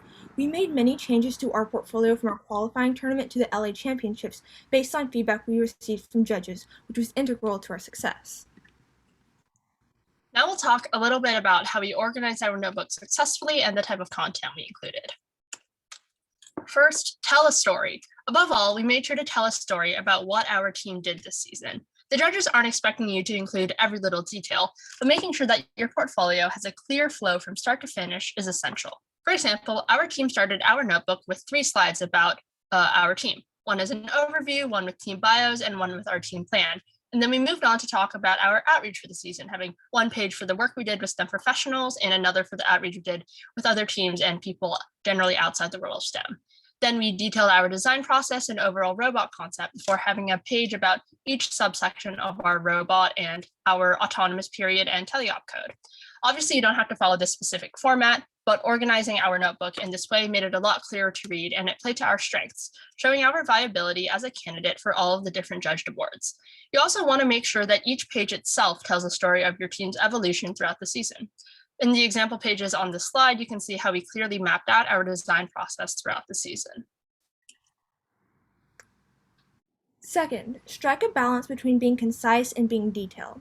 No judge wants to read 15 pages of tiny text, but they also want to have enough information to figure out what you did this season. Add clear headers to show your judges what is most important and lots of pictures to keep their interest. We think that this screenshot from our intake mechanism page shows this off really well. We added lots of images to show off the evolution of our intake and its CAD models, while also adding description of the major changes we made at each step and emphasizing key words and concepts. Last, but certainly not least, just be yourself. These judges see dozens of teams a day and you want to stand out. Sure, stay fairly professional throughout the process, but don't be afraid to have fun with your portfolio and be creative about how you present yourself. Pick a fun color, font, layout theme that you think represents your team and stick with it. Throughout our portfolio, we sprinkled lots of fun images and inside jokes, many of which we believe contribute to our success this season. Thank you so much for listening. If you have any questions or are interested in looking at our portfolio in full, feel free to contact us at curiosity11770 on Instagram and Twitter, or by emailing us at team11770@marlboro.org. Thanks again. Thank you, Curiosity, for that lovely presentation. I hope that everyone understands the significance of the engineering notebook and the importance of organization and collaborative effort. Coming up is our next presenter, the Iron Gears, the Inspire Award winner of the Minnesota State Championships.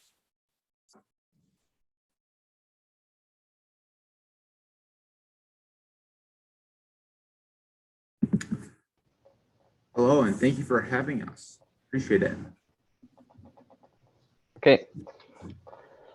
Hello, we're the Iron Gears, a robotics team from Maple Grove, Minnesota. This year, our team consists of 3 12th grade students, being me, I'm Ryan, Cooper, and Weston. 2 of the students on the team, being me and Cooper, are 6th-year members of the First Tech Challenge program, and Weston being a 3rd-year member. The Iron Gears was founded in 2016. And something about us is we actually won first place Inspire at our state championship for 2 years in a row last year. So we're proud to say that. So one thing we like to talk about is how COVID did not limit us. So we were able to interact with many different people and teams from around the world. We were actually able to meet with professional connections from not just outside of our state, but even outside of our country. We were able to learn about a ton of different career paths, businesses, college degrees, and how robotics and engineering is really used in the real world. And by doing this, we were able to create a ton of different connections that we can now use in the future to do or to get more experience, such as doing design reviews on robot designs or asking for advice in the future.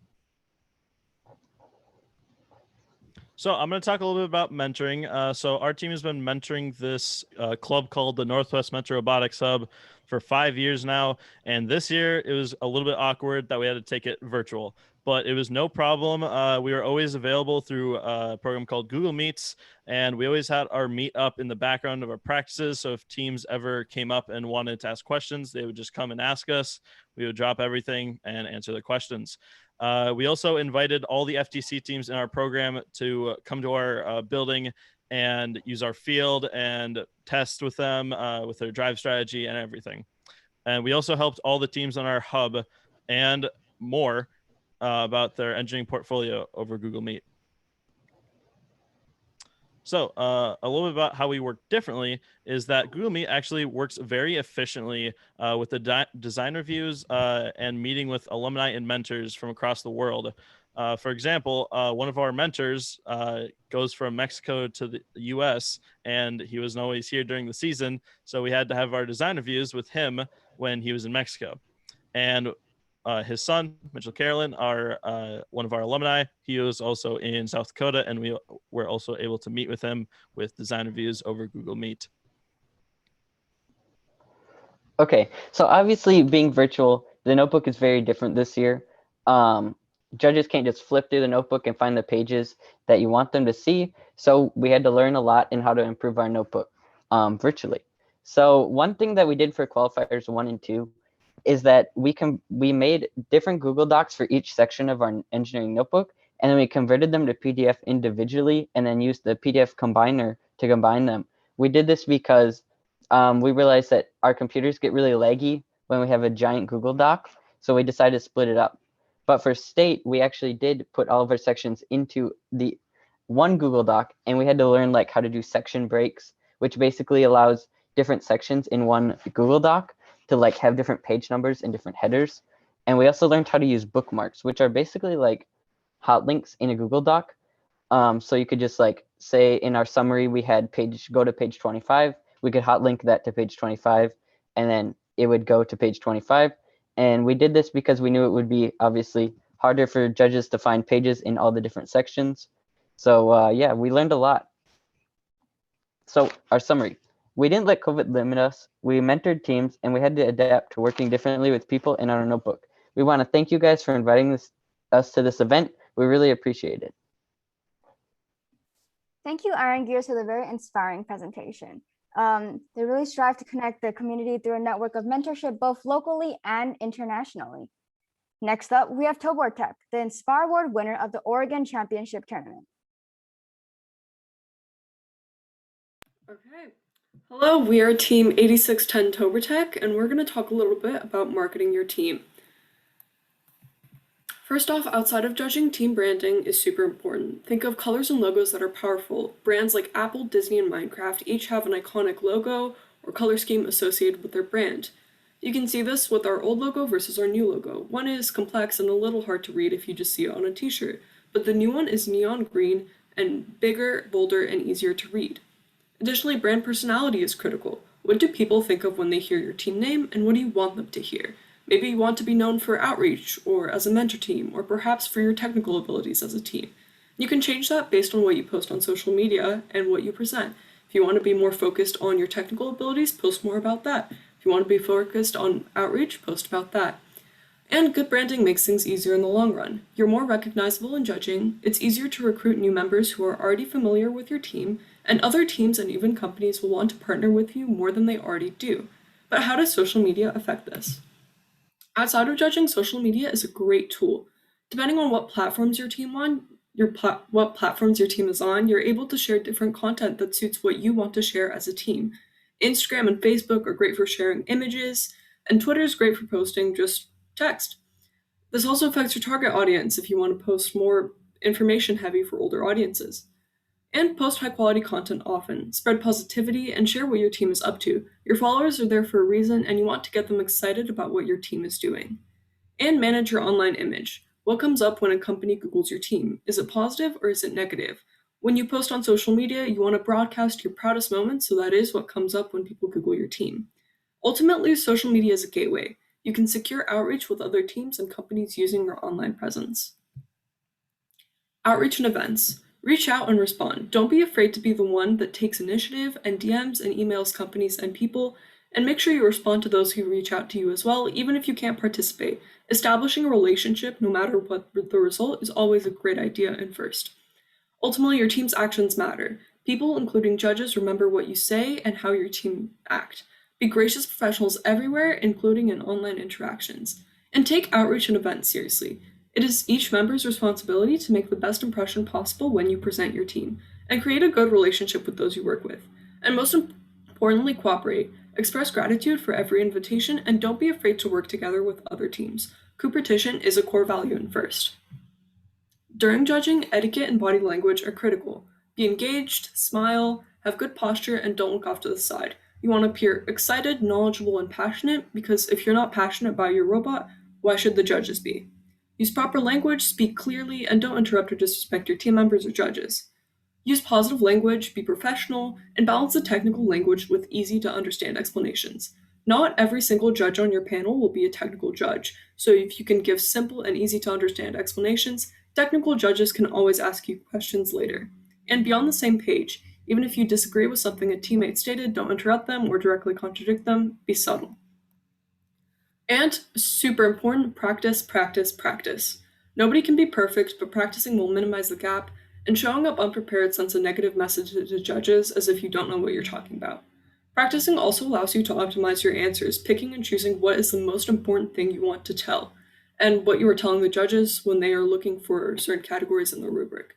And practicing your presentation and answering questions lets you show off the most important and unique parts of your team, as well as highlight them in positive ways. Balance all parts of FIRST, not just the robot game. Choosing what to sell is also a super difficult task, but super important. You have months of achievements and progress to show, so pick the most impactful in accordance with judging rubrics. You can find award-specific ones in game manuals.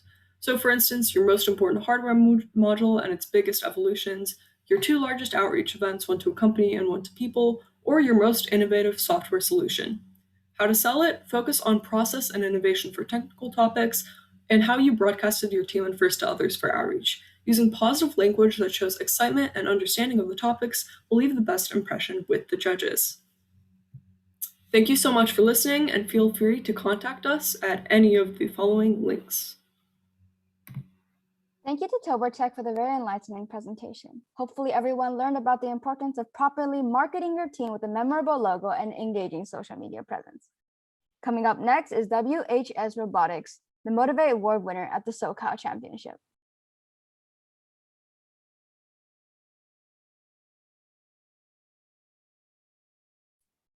Hi everyone, we're WHS Robotics Team 542. I'm Darian, and we're going to present our journey towards achieving 3rd place Inspire and 1st place Motivate during this past season. So Caitlin, could you go to the next slide? So we're going to start off with our Inspire strategy overview. So the first point that we'd like to stress is robot, program, and outreach all count equally towards this award. This means you want to organize your team independently and have each system work towards the goals outlined in Game Manual 1. It's important to have an engineering portfolio, not only because it's required in Game Manual 1, but it's a really good way to present your team. You also want to make sure that you prepare a thorough engineering notebook and make sure that you include CAD renders, fundraising information, and meeting recaps in these resources. So you want to make sure that you read Game Manual 1. This makes sure that your team knows what they need to do to even qualify for Inspire. And from there, you can just go and overachieve. So our biggest point is you want to practice your presentation skills. Make sure that you know everything about your team before competition. We really can't stress this enough, but when you're not able to answer a question, it really leaves a bad impression on the judges. So the presentation is supposed to be a story of your team's journey throughout the year. This means that you want to show growth and you're not just doing the same thing from year to year like a copy-paste formula. When you present, you want to act professional and enthusiastic. We'll go more into detail about this later. So next, you want to demonstrate FIRST core values at and away from competition. This includes gracious professionalism and competition. This just makes the work environment a lot more friendly and present your team to be approachable and someone everyone wants to work with. Next, you want to make sure that you have a dedicated team and a good working environment. This just makes achieving goals like Inspire or Motivate Award a lot easier, and it just makes everyone on the team a lot happier. So next, we're going to go a little bit more into the presentation side of getting Inspire. So we can't stress this enough, but practice is everything. This means presenting to mentors, alumni, and pretty much anyone who will listen to your presentation to get critical feedback. Having another pair of ears and eyes to hear and listen to your presentation is never a bad thing and can often point out things that your team didn't see at first. Some tools that are really helpful during presentations include boards, handouts, slideshows, your robot, and prototypes. These just help the presentation go a lot smoother and make it so that the judges know what you're talking about. When you present, you want to make sure that you're professional. This means standing up straight and looking the judges in the eyes and making sure that you're speaking clearly, not mumbling. These together just make you come off like you're prepared and you're ready to be there. Next, when you want to be confident and happy, this means smiling and sounding happy when you present, but also smiling and paying attention to your teammates when they present. It just shows that your team is involved and they really want to be part of FIRST and what they do. On the side of your presentation, you want to make sure that it's clean. This means using bullet points to list key parts of your team, and you want to make sure that they're concise, but still include all the information that you want to share. This means no big blocks of text or let's say code, for example, but instead maybe show code with explanations of bullet points. Next, you want to make sure that everyone on your team is knowledgeable for the Q&A and pit judging. This just shows that everyone's prepared, and it really takes the nerves out of competition, especially when you feel prepared. So next, I'm going to pass it off to Caitlin to talk about Motivate Award. So we're going to go over a little bit about what we think to help us win the Motivate Award this year. So the first requirement for the Motivate Award is going to be gracious professionalism, and gracious professionalism just means about being not about the competition, but about the experience along the way. And it's really important to lend a helping hand. So maybe in previous years, that would mean like during competition or even after, letting parts or tools to teams that might need it. But also this year, this online could mean like giving resources on Discord or advising newer teams to give out things or resources such as videos. That was one thing that we did do this year, where you can make videos, or as said before, some YouTube videos, just help people out. The second Motivate Award is going to be about the engineering portfolio, and the engineering portfolio is very important. It's required for all awards, but it's also really important for the Motivate Award because it kind of encapsulates your team's entire journey and can also make or break when it comes to awards. So some things you want to emphasize would be things like your team organization, how will you achieve future goals, fundraising methods, and sustainability plans. One great thing is in your engineering portfolios, have timelines of your story or process as your team and season. The third Motivate requirement is about being a first ambassador, and that really just comes down to your outreach. I know this year it was online, it was really hard, but you want to represent first to other communities as well as your community with things maybe such as outreach to your local schools and libraries. You can do things like doing speaker events or workshops.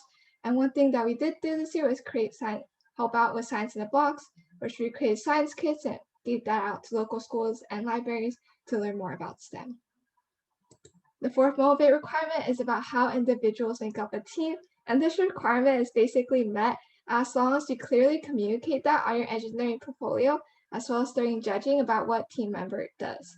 So for example, during judging, you want to make sure that everyone speaks and they'll act out as a team and make sure that they're really excited to be part of the team, but also show that each team member is really important asset and that they're meant to be there.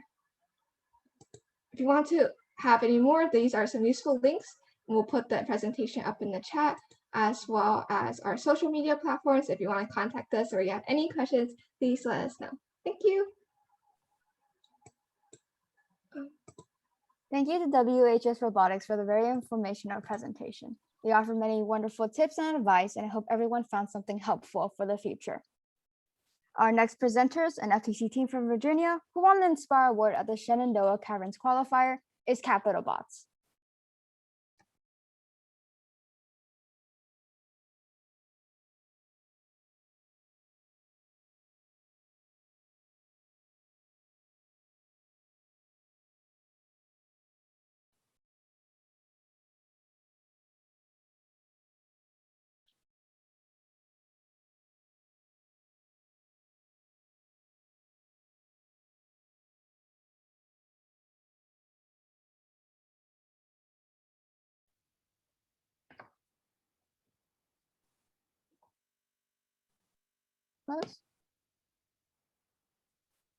Sorry.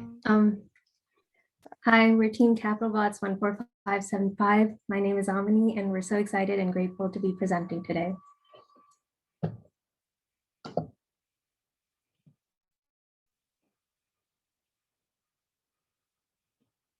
Our team consists of 9 kids, and we are based in McLean, Virginia, near Washington, D.C.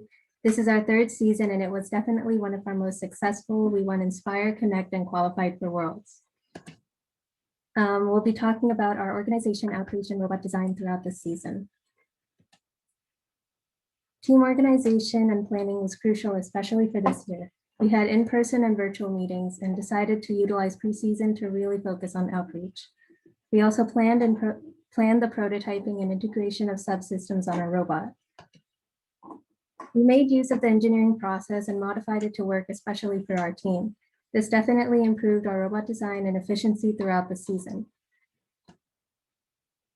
This is our team ecosystem where we collaborated with FLL, FTC, and FRC teams for virtual events, showcases, as well as parts and field elements. We use this opportunity to connect with even more teams, and we look forward to continuing those relationships in the following seasons.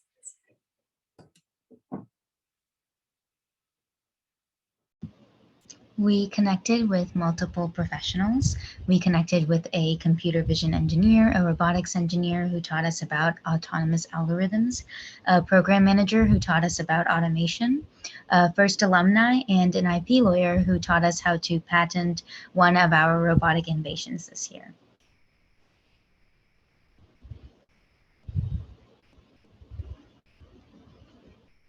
We also conducted multiple virtual events. Earlier in the season, we hosted an online free intro to FTC workshop and a CAD workshop in partnership with Almond Robotics. We also presented at Wolf Corp's Skystone Showcase last year, and we conducted our own robotics showcase later in the season, both in person and online, and partnered with an FLL team to promote FIRST as a whole. We also made great fundraising efforts this past season. Our own team members conducted and taught a CAD, Java, and Arduino course, all very successful. We also received donations from many companies, leading our total fundraised amount to reach about $8,000. Here are some testimonials and work samples from our courses. We are also conducting more online CAD and 3D printing, Java, and Arduino courses during the summer. So there's more information about that on our website, capitalbots.org. Transitioning to our robot, we created a pasta roller intake design for a quick intake of rings onto our conveyor belt. Here are some images and GIFs of our intake as a whole. Some of our intake innovations are the custom rollers. We 3D printed to help bring in rings more efficiently. All of our intake was powered by a complex gearbox we designed. We also attached heat shrink nails to our conveyor belt to create a more secure and fast ring carrying system. This is the innovation we are currently trying to patent. Hi, my name is Neil. I'm gonna go talk further about the robot. So now we're gonna talk about our launcher mechanism for this year. Before assembling the original launcher, we designed everything in Fusion 360. On the right are our custom designed and 3D printed mounts that we use to attach the launcher to our robot. On the left is the trigonometric equation, which we use to estimate our approximate launching angle that we would need. So this is our design of our launcher trials. On the left, our first design had motors protruding from the bottom, causing the collection box for the rings to sit too high for the conveyor belt to deliver it. By flipping the launcher 180 degrees with the motors pointing up, we were able to keep the ring collection at a lower height, allowing for easier belt to collection box integration. We had several challenges while trying to 3D print a collection box such as FDM printing complications like warping and poor bed adhesion on larger prints. Because of this, we decided to fabricate a reliable hardboard collection box instead.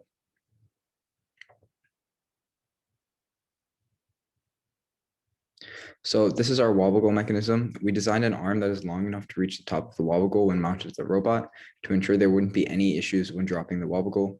The arm is mounted on a channel and the motor is mounted inside using miter gears.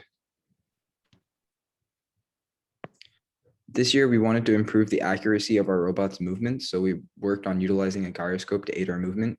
Before we begin, it is important to note that we had two navigational systems that we used, so we decided to code them separately.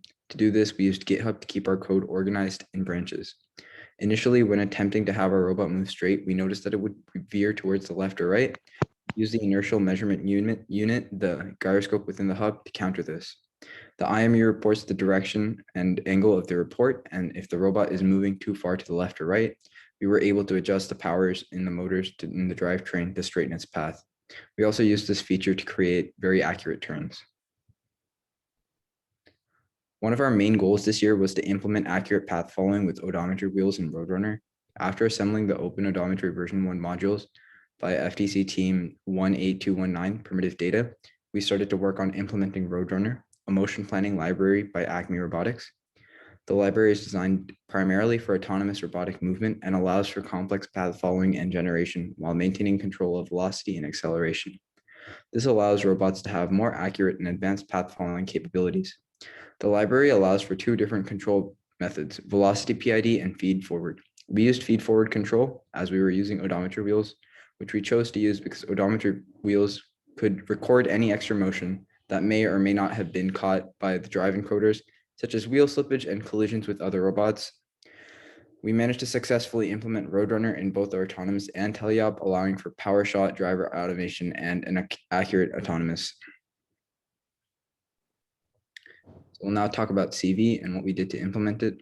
By using an external camera, we detected the number of rings at the start of the autonomous period by using the default FTC TensorFlow Lite model and used this to dictate where the wobble goal would be dropped depending on the number of rings in the stack.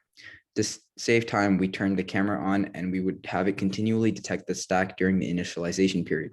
This way, we didn't have to waste a few seconds when we started the match.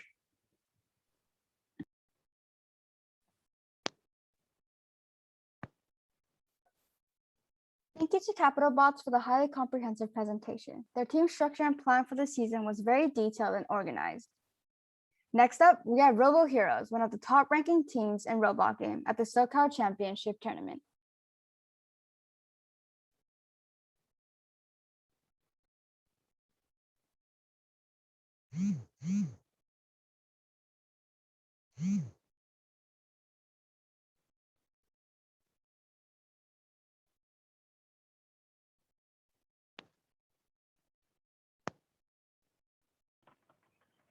Good afternoon, everyone. We are FTC team number 12861 Robo Heroes from Walnut, California. In our Socal Los Angeles Regional Championship, we ranked 4th in the robot game with a total of 1,583 ranking points. Our building team will be presenting first, Nathan and Caden. Hi, we're the building team. Our robot can score 86 points in autonomous, 21 handles in teleop, and all 3 Capitalbots and both oracles in the aim game for a total of high of 291 points. Our launching mechanism is a flywheel system operating on 2 high RPM rev fine spray motors. Flywheels give us the ability to fire consecutive shots without much difficulty, and the higher the speeds allow the flight path to be straight and predictable while not being a burden on the battery. We chose 35A compliant wheels because they're capable of compression and allow us to have more contact time with our reins. Our intake is a 2-stage brush roller consisting of zip ties with rubber tips. The rubber tips give a greater amount of friction to grab the rings, and the zip ties provide a semi-rigid structure to push the rings up.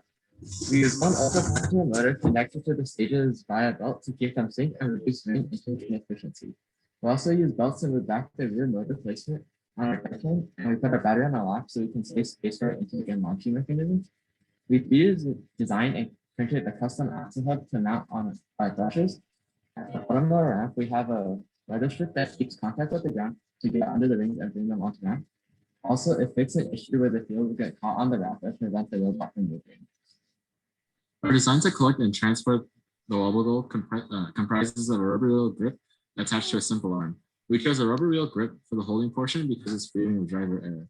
The grip is still successful even if the wobble goal is tilted or not in direct contact with the opening.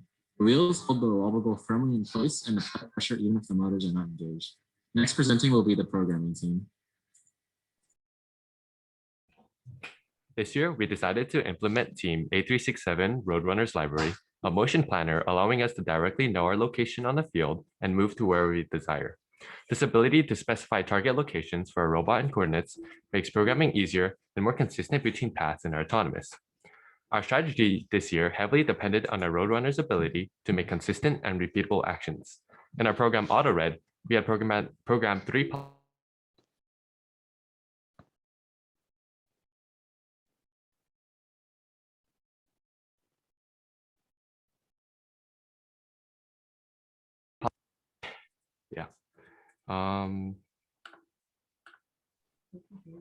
Okay, cool. Sorry, that was I accidentally unplugged my mic there. These two zone locations have near identical movement patterns with the exception of wobble zone location and ring collection methods. Other actions such as dropping of wobble goals, shooting rings, and reading the ring number were also repeated in order to maximize accuracy between paths. Alongside a Roadrunner implementation, we also began developing our own custom motion planner. Our first task was creating a reliable way to track our robot's position. We initially tried using the built-in IMU on the robot to do this, only to no avail. Next, we tried combining information using a common filter to track the robot's position, which proved to be quite accurate. With this robot localization algorithm and our previous year's PID controller completed, we are now working on our path planning and following with the intention of creating a simple development process for our autonomous programs in the future. This concludes our presentation. Thank you for listening. Thank you, Robo Heroes, for an amazing presentation detailing both the technical and the business side of their team. Next up, we have Wolfcourt Robotics, the Socal Championship Inspire Award winner. All right, hello everyone. Let me go back to the first slide actually. I'm Daniel from Team Wolfcorp, and today I'll be presenting on how we won the Inspire Award at the Los Angeles Regional Championship this past 2021 season. So I'll be introducing our take on the Inspire Award and talk about what we did in the robot hardware and design, software, outreach, experts, and sponsorship. As a heads up, make sure to take our advice with a grain of salt, for it's just our experiences, but hopefully we'll be able to provide some new answers or perspectives. So starting off with the hardware aspect, our robot ranked third in the competition, and this couldn't have been done without going through many design iterations starting in the off-season. We see the off-season as a time to pick up new skills for the next year, like looking into potential drivetrain prototypes. Throughout the summer and into the competition, we did a lot of brainstorming, CADing, and testing, which led to our final design this year. We found out the more time we spent with our robot, the more improved, because without the many hours of testing, we would have never seen potential issues or opportunities for improvement. Another aspect for building a great robot was knowing what's out there, which we found through Googling and YouTube videos, and even the FTC Reddit and Discord. When seeing those world record robots, we always like to ask ourselves how they build their robot and what we can take away and apply to our robot. So our robot this year had a 4-wheel mechanism drive, 3x3 wheel intake, double wheel outtake with a servo flipper. Oh, that's the wrong slide. Servo flipper inside to launch rings, wobble gripper, and anti-jam blockers on the drivetrain intake and outtake. Some other things to note are our ring blocker and webcam in front, as well as our intake release and lifter. Feel free to take a look at our CAD file linked at the end of the presentation and ask us about the robot during the Q&A. On the programming side of the robot now, we use Android Studio and Java to program our robot. And with the widespread access and knowledge nowadays with the internet, Java fundamentals for programming the robot could be learned online, and we'll be including a great Java YouTube playlist for learning. However, to code with the provided FTC SDK, software development kit, could be a bit difficult, and there would be things like YouTube tutorials to help to a certain extent, but then learning things like how to implement odometry and vision detection models could be very difficult, and really had to be in person and testing with the robot. Nevertheless, the internet is your best friend when it comes to programming, and that's how our team was able to learn a lot of new things. We watched YouTube tutorials and read documentation to learn how to use Roadrunner with odometry for path planning and an OpenCV vision detection model for autonomous. One of the best mindsets for learning programming is to be proactive and ask, what do I need to Google to better program a robot, or where can I ask to learn how to better program a robot? So now into our outreach, our suggestions are just to look for opportunities around you. And if there's little opportunity, try to make your own. So we helped the fight against COVID with face shields, face masks, and even senior letters, and gave back to the community using outreaches like CAD workshops and the equity outreach. We sent simple robot kits to kids and taught them how to build it over virtual lessons. More within the FIRST and FTC community, we held FLL virtual tournaments, made building and programming tutorials on YouTube, and hosted the expert webinar for teams to talk to industry professionals. From these, hopefully you can maybe take some inspiration and seek to impact your community as well. On the mentor and sponsorship side, we had two main sources: cold calling local companies and large retail companies, and also contacting known mentors and sponsors who have supported us in the past and will be willing to continue to support us. We always look to introduce our team to them and what FIRST is, so they'll be more willing to help us. And so we're usually supported in mainly three ways: knowledge, materials, and money. And for knowledge, the main type of mentor, you really want to establish a strong relationship and have multiple purposeful meetings where you can set specific goals on what you want to achieve. For example, taking industry designs in their field and applying it to your robot. For materials, that can be like for machinery equipment from a local community college or a space of practice from your school. And for money, it can be just a check for your expenses or even a Home Depot offering discounts. And so with all this done, make sure you can sell it well, and remember that the judges and everyone only knows what you tell them. And that's why it's really important to make the most out of your team presentations and interviews. And that's where documentation comes in as well. And although content definitely matters, how you present it also makes a huge impact.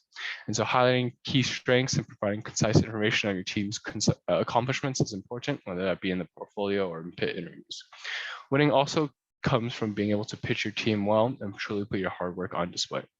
So overall, to note, learning always comes with difficulties and struggles, but figuring out the solutions is where the true success comes from, even better than the success of winning awards. And so this learning process doesn't just happen overnight, and don't get discouraged when you're stuck, and just keep on going.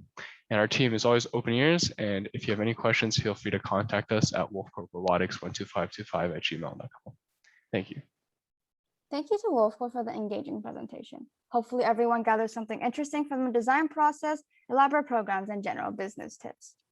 Now, next up, we have Aztec.exe, who ranked second in robot game at the Socal Championship Tournament as our next presenter.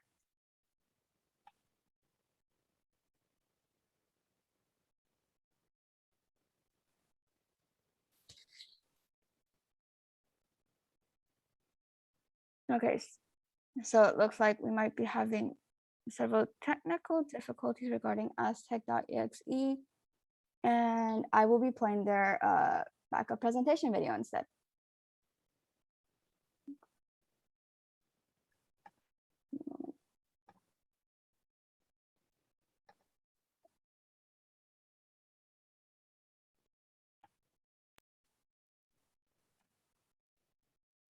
Let me know if you guys can hear the sound. Hello, this is Aztec.exe, Team 15091, a 3-year community-based FTC team from Monterey Park. We are made up of 14 student members and 1 coach. Though the pandemic made all parts of the competition more difficult for us, from build season to outreach, we still made it our best effort to adapt, improve, and achieve more than previous years. While many teams transitioned to garage workshops for this year's season, we're one of the teams who have been working out of a garage since day one. So I think that really helped us this season as we were already accustomed to the environment. As the only team in Monterey Park, we feel an obligation to inform the community about FIRST, its values of gracious professionalism and knowledge of STEM. Also, many of our members are seniors this year, so we put a big emphasis on sustaining our team for the years to come. Our team motto is execution over perfection. Most obviously, it references the .exe file extension in our team name, which is short for executable, but it also encapsulates the beliefs that mobilize our team. Essentially, it means that we execute everything we do with Aztec spirit, acknowledging that there are always more ideas, more polish, and more improvements to be made, but choosing to focus on doing what is essential for the delivery of the project in the time given and pushing the quality within those boundaries. After kickoff, the build team made a list of things we felt were essential to effectively play this year's challenge. One of these goals was to have an active intake system. We decided this because it would be faster than a passive intake. After experimenting with surgical tubing, compliant wheels, and foam rollers, we decided that the grip of the compliant wheels and the texture of a Roomba roller would work best. One of the interesting things about our design is that it's very efficient and it only runs off of 1 motor. For our ring holder, we had many iterations until we came up with our final design. Our original plan was to use the ring holder in conjunction with a pulley system in order to stack rings onto the wobble goal. In the end, we combined the ring holder with our shooter in order to increase space efficiency and output efficiency. Taking into consideration our shooters need to both shoot accurately and be compact, we created a J-shaped ring shooter inspired by Ultimate Ascent. Our ring shooter is 3D printed to align with our intake ramp, while jointed supports allow us to fine-tune our shooter's angle. For moving the wobble goal, we knew that the mechanism we used to manipulate the wobble goal needed to be strong and able to grab the wobble goal quickly in endgame. Because of this, we decided on a linear slide and folding arm design for low space consumption. We made multiple designs of claws and decided on prong claws to pull in the wobble goal and allow us to grab it quickly. As you can see on the second top row of pictures, we had made several different iterations of the 3D print pieces. We also learned along the way that they need to be made as generic as possible so that they can be reused for future projects. Like on the bottom picture, those are those joint standoffs that we use for fine-tuning the angle of the actual shooter. Those can be used for something else and a different robot. Like I said in the intro, Outreach handles many aspects of our team, from sponsorships to outreach. This year, however, we wanted to focus on building connections more to the people of Monterey Park and expanding our reach. The outreach team divides its many tasks among all its members. For example, I run our YouTube channel where we post videos and try to promote both our team and First. We are also in charge of getting our team's award videos done. The Instagram page is a great way of connecting with local FTC teams and STEM groups. Together, we determine what we would like to showcase, whether it be our progress or any interesting updates. The website records the development of Aztec.ext and achievement throughout the course of the year. It also provides a way to contact our team. In Garvey Intermediate, our team helped their team advance to the state round of championships for Science Olympiad for the first time in 9 years. We did this by acting as mentors and answering their questions through emails. We also organized a science competition known as the Science Skirmish for elementary schoolers with Garvey. We're also working to installing educational aquaponic planters in collaboration with Planet Save at Garvey. Over the course of the season, we were able to attain 5 new sponsors. For our bronze sponsors, we have Spark Trends. For our silver sponsors, we have Dickey's Barbecue Pit and L&T Wong Incorporated.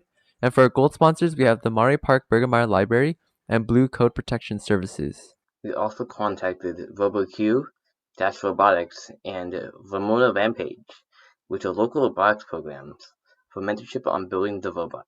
We were able to Zoom call with an FLL team in Agoura Hills who wanted to find out what it takes to start up an FTC team and what it's like to compete in our region. We were able to offer them advice and tips based on everything we experienced in our rookie year.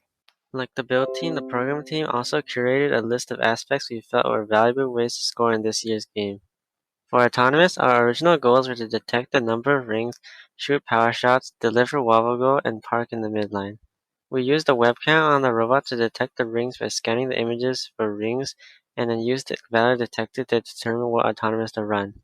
We also tested over and over again to get the robot aligned with the power shots until we were able to consistently knock down all 3 with about 10 seconds to spare. We later decided to make use of those last 10 seconds in the 1 and 4 ring randomization to gather and successfully score rings in the high goal or deliver the second wobble goal. During tally-up, our goal is to get as many high goals as possible, and during in-game, our goal is to deliver the wobble goal and hit all 3 power shots.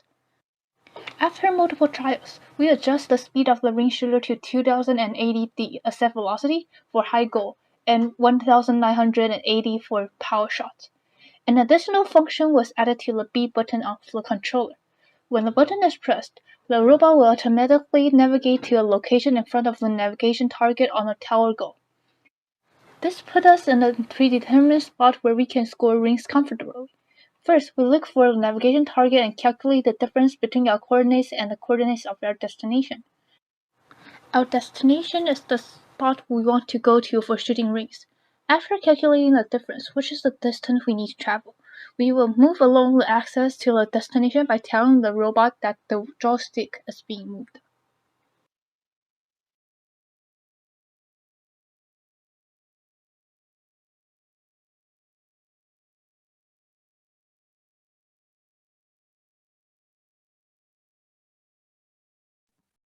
So thank you, Aztec.exe, for the motivational presentation where they discussed their mindset in aiming for more realistic goals.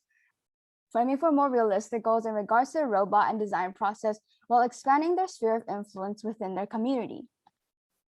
Next up, we will be having Cobalt Colts as our next presenting team, for whom I will be playing a video recording for. Allow me to just pull that up real fast.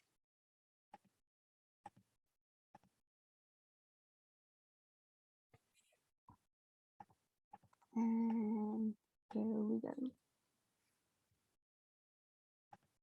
So the Cobalt Colts, they are the Inspire Award winner of the Missouri Championship tournaments.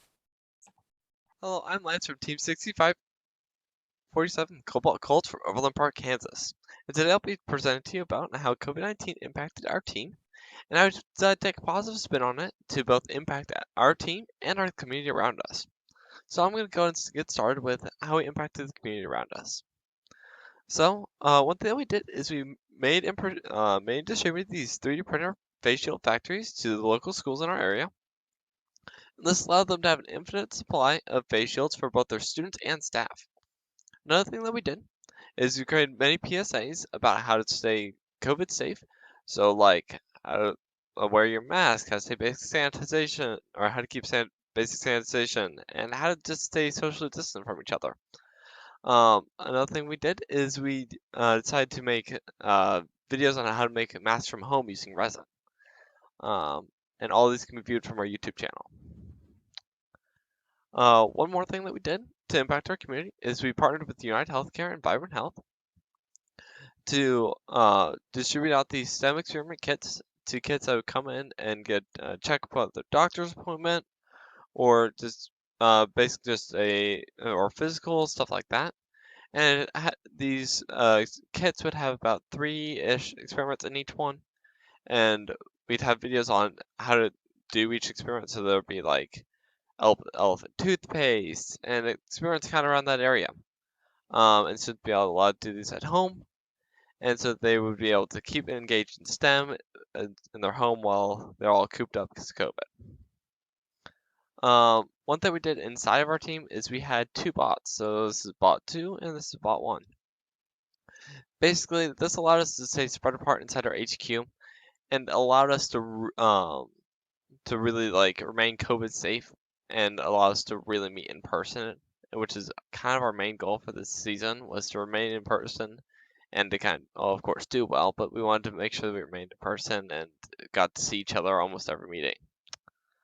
One more thing that we did is for our bot wise is we made every part of our bot modular, so we could take it off in a matter of seconds and then go work on it somewhere else inside the room, so we remain socially distanced from each other and allow us to focus and remain COVID safe. Yeah, so an example of this was the vertical spindexer. With meets being canceled and with qualifiers, states, and worlds being all canceled, it was kind of hard to connect with the first community. But we made sure we kept up with all of the other teams and everything. So we decided to live stream on Twitch, posted all of our match videos on YouTube. We shared a Go Build a starter guide. So it showed a basic bot to complete this year's challenge, and we shared that with all the rookie teams and had that on live. And we also shared our engineering notebook with all the documentation so teams could look into, hey, what are we up to? Thank you for listening to our presentation, and I'm happy to answer any questions that you have.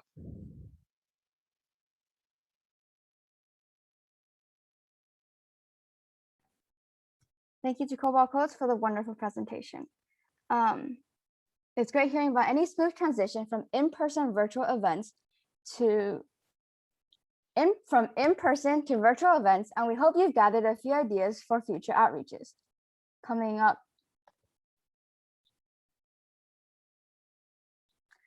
next, we have the Penguineers, for who I will also be playing a pre-recorded video for. Please hold.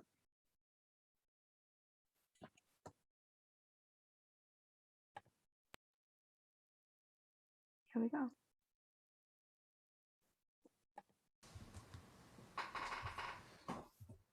Hi, we're the Penguineers, Team 11454 from Myrtle Beach, South Carolina, and we're here to talk to you about outreach. Due to COVID-19, many teams struggled to find outreach opportunities in their area because of less in-person events. So with that, you had to try to find a lot of virtual events that might have been a little bit more private or unknown about. But we came up with some strategies that we think would help teams discover these events, and we'd like to share a couple with you. This past season, we hosted one of 2 FLL South Carolina virtual events. We gave statewide presentations about the Promote and Compass Awards. We presented to First Nevada about our various shooting mechanisms, and we had over 10,000 views on our YouTube channel. This past season, we focused on expanding our presence on YouTube. We earned over 9,000 views in the past 8 months. And in our videos, we posted tutorials, whether it was something kind of robot related, like how to make a certain part, or maybe program related, how to write a certain part of code. We posted our matches, and we also posted our robot updates. One of the greatest opportunities we were given was the chance to host a virtual FLL tournament. During this, we created the schedule, we reached out to volunteers, and facilitated the transition to a virtual setting. This is a really valuable experience both for us as a team and for the FLL teams involved because it let them continue doing FLL and learning from first, but also gave us the opportunity to learn a bunch about leadership and organization. So some important tips we think can help you guys out would be to make connections with your first community. You want to have good relations with the teams in close proximity to you. You could also try to make YouTube videos about the strengths of your team.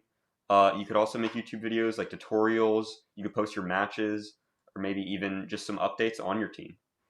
You could also create a social media account and post about anything robots, whether it's just you showing the stages of your robots or even memes.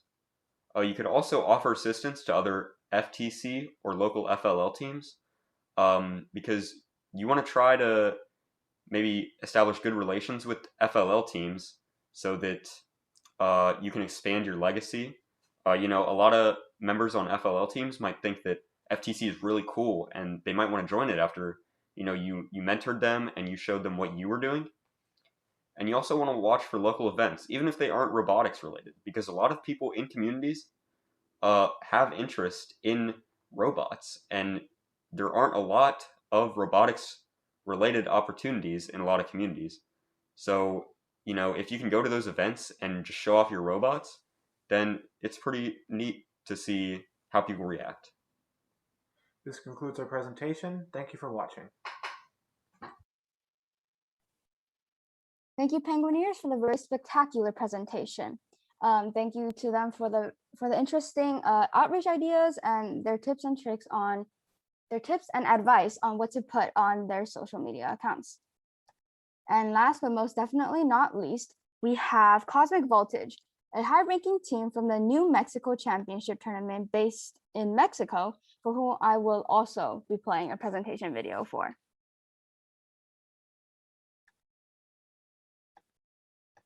Except that's the wrong video.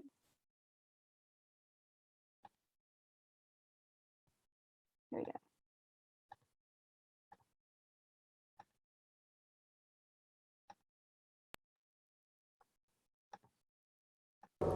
The pandemic changed everything for everyone. Starting with last year, the world turned inside out and it changed all of the plans we had. Sadly, this affected the most vulnerable. Hello, we're Cosmic Voltage Team 1664, the first community team in the state of Chihuahua, Mexico. In Cosmic Voltage, we know that special education took a big hit, having to change every single aspect of how classes are had. Here in Mexico, public education does not offer any kind of robotics program. And with the pandemic, it's even harder for students to participate in any kind of competition. Being said, Cosmic Voltage was created with the mission of bringing the robotics and all the first values to our community. Thank you of all the support by our community and all the support by our sponsors and also all the effort that we have put onto this project. We are glad to announce that we have opened a new FLL team to our community. In Cosmic Voltage, we want to bring the first experience to students that, in other situations, will be able to compete. The objective is to bring robotics for everyone, no matter their social or economic backgrounds. That's why we really have much as we can in our community. Currently, our main sponsors are companies based in our states such as La Norteñita and Prisma, and international names like John Deere and Lacoste. Because we rely so much on the community, we try to give back as much as we can. So we're always having activities like designing and donating aerosol boxes for COVID-19 intubation, designing a spasticity finger movement rehabilitation machine with a Gabilda sponsorship, donating over 120 blankets to the Sierra Tarahumara, which is one of the most vulnerable parts in Mexico. We've given Christmas gifts to kids in marginated zones, school touring, recycling with cause, among others. Mid-Thunder, a robot for this season. It has 8 motors, 2 servos, and 2 color sensors to perform all possible actions in the corp. Its monoturous mechanism is the odometry, a system of location in X and Y that employs 3 dead wheels in the chassis to track the movement of the robots. To lift the wobble, Thunder has a joint of up to 4.8 Newton meters and 2 servos that form an hexagon just below its block to lift it. Thunder is first odometry robot of Mexico. This effort has been possible of all the support that we have of our sponsors who have taught us programming in Java, and also of US teams that have odometry in the robots. We have programmed this, and the best of our autonomous are of 71, 83, and 107, depending on the total rings that began on the field that the robot have to detect. Then we follow that of shooting 9 to 15 rings. We leave both of the wobbles out of the field, and we shoot the 3 power shots. In a remote season with multiple challenges, we needed to plan our sessions using our CAD designs. Additionally, we needed to create multiple programmings and routines due to competing with 1 or 2 drivers depending on the region. Nonetheless, with our work, organization, resilience, and our team's mission, we have been able to win multiple prizes through this season, including Think Awards, Design Awards, First Rank Team, and the Inspire Award.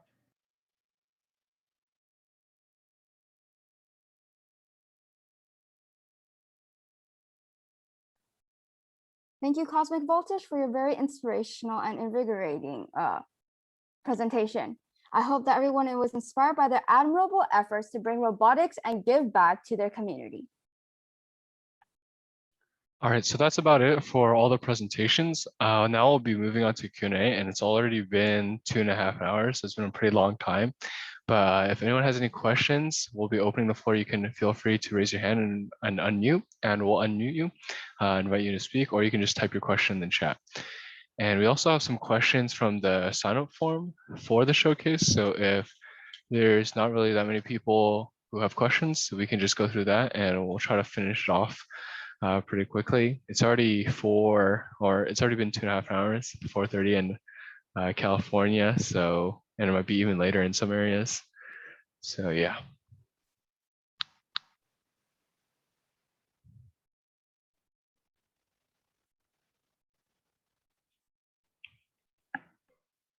All right, so we'll go through a couple questions that have been asked in chat through other presentations. And if there's no one really else, then we can just wrap it up and that'll be it.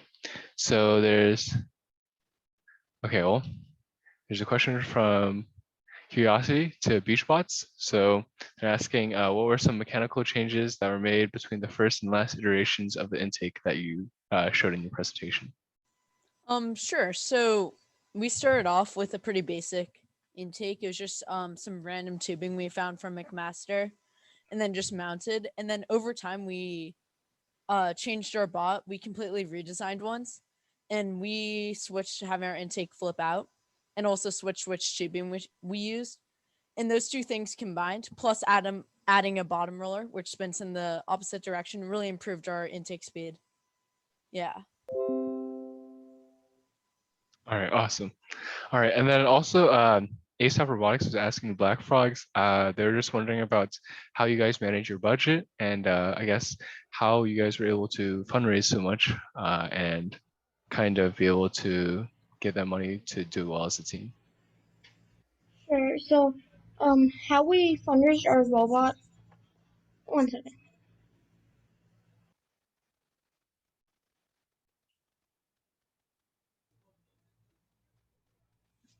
So we planned our season by planning the build season. We did a lot of outreaches, and we did some community services. We mentored some teams. We supported them. We also did sponsorships, and we had a lot of fun, and we had different fundraisers. So our budget for that's it. Okay. All right, thank you. I guess just some insight from Wolf Corp. We also have generally like around that size of budget. Huge. I think the dynamic is definitely different in different areas of the world, that's for sure. But we have a good chunk coming from team members, kind of like an annual thing where we have to, it's like just a fee.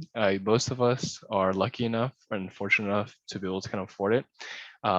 but that might be like something around a quarter of our budget, and then a lot of the rest of our budget comes from.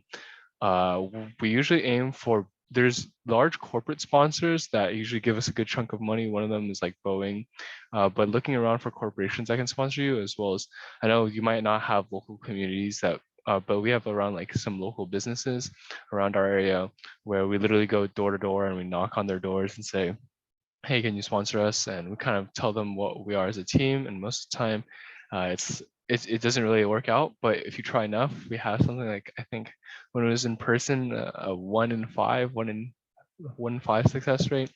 And usually businesses, when they're kind of willing to do this kind of thing, when they sympathize or like kind of sympathize with what your cause and what you're doing as a robotics team, they might donate anything up to, we've seen like $500 a team. Okay, I think there's been some chat questions as well. Seems like it's been, or I think Blood Swing Gears is asking Capitalbots. I think you mentioned that you were planning on patenting some of your designs. What motivated you guys to actually go for that? I've never seen that before.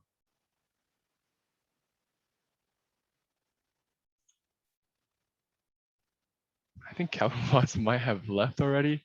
Oh wait, I think maybe they're just AFK. But by the way, if you guys have any questions and you guys aren't able to get them answered, you think of them later, you guys can just email us to Wolfcorp, and we'll be able to kind of distribute them across teams. And yeah, that's how we can get some questions answered. But yeah, it seems like to the chat, some people have been able to get questions answered.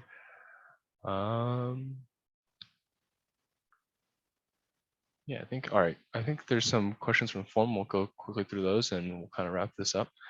One of the questions was, let's see, I know so there's a team Millionaire Mind Kids, and they're starting with basically a brand new team. They were wondering how they should get started, or how their area around them, or how they can basically start as a new team. And so if any teams would basically just kind of like to add, maybe you were part of the original team, like original OG team, and how you guys were able to grow, and maybe some just good tips or things to know looking back.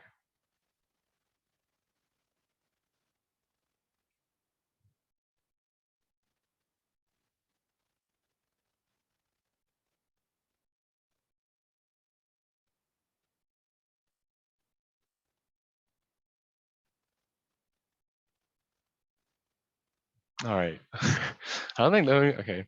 I guess from Wolfcorp, I guess one of the suggestions we have is just really. I remember a team mentioned it. I forgot which team. Sorry about that, but I know someone said something along the lines of "Don't underestimate Google." And yeah, so just Googling things, especially on the programming side, is really helpful. That's how I bet a lot of teams were able to learn. And so for us, that was like odometry, and with Roadrunner, we learned it just this year. So that was a lot of Googling and just testing. And yeah, same thing with our OpenCV detection model, and seeing those really good teams out there, the internet is really helpful for connecting to them.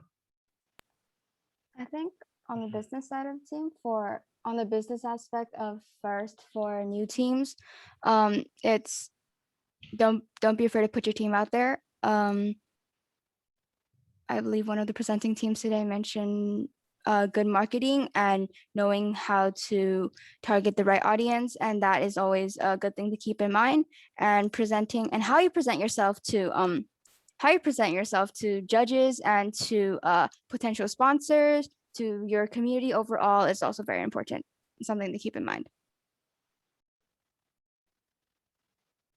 All right, yeah, I think we can go down and just wrap it up. I think probably people want to leave now. It's been over 2 hours, 2 hours and a half. So yeah, sure. Okay, I can wrap it up now. Let me just try to navigate this first. Oh no, go back. Okay, so And yeah, I suppose that is the end of our showcase. We would like to thank everybody who came here today. It was wonderful seeing so many people coming together despite great physical distances. And I would like to once again extend the warmest congratulations and offer my heartfelt gratitude to all the presenting teams today.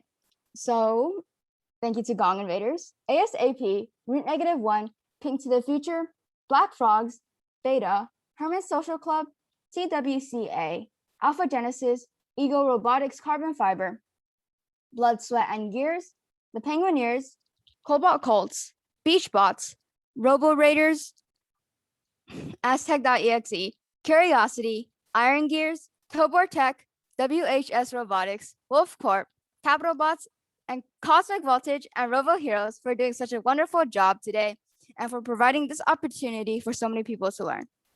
Thank you to the audience members for being such a great audience. Thank you to the tech team for assisting everyone today. And thank you to FIRST for bringing us together despite the present circumstances.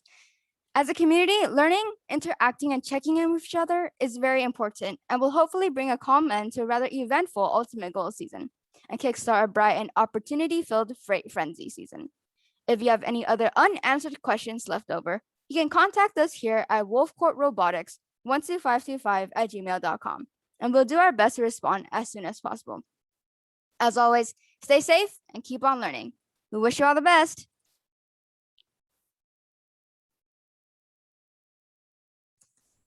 Thank you all. Bye. Yep. Thank you very much to Team Wolf Club for hosting this event and inviting our team from South Africa. Thank you. Thank you. Thank you to everyone.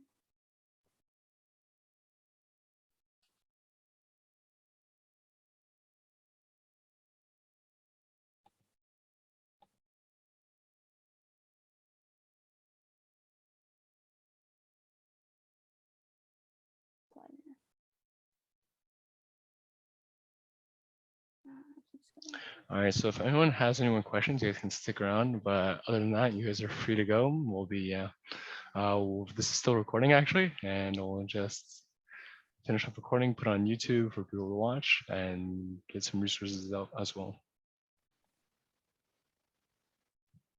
All right, and Capitalbots, I think you guys just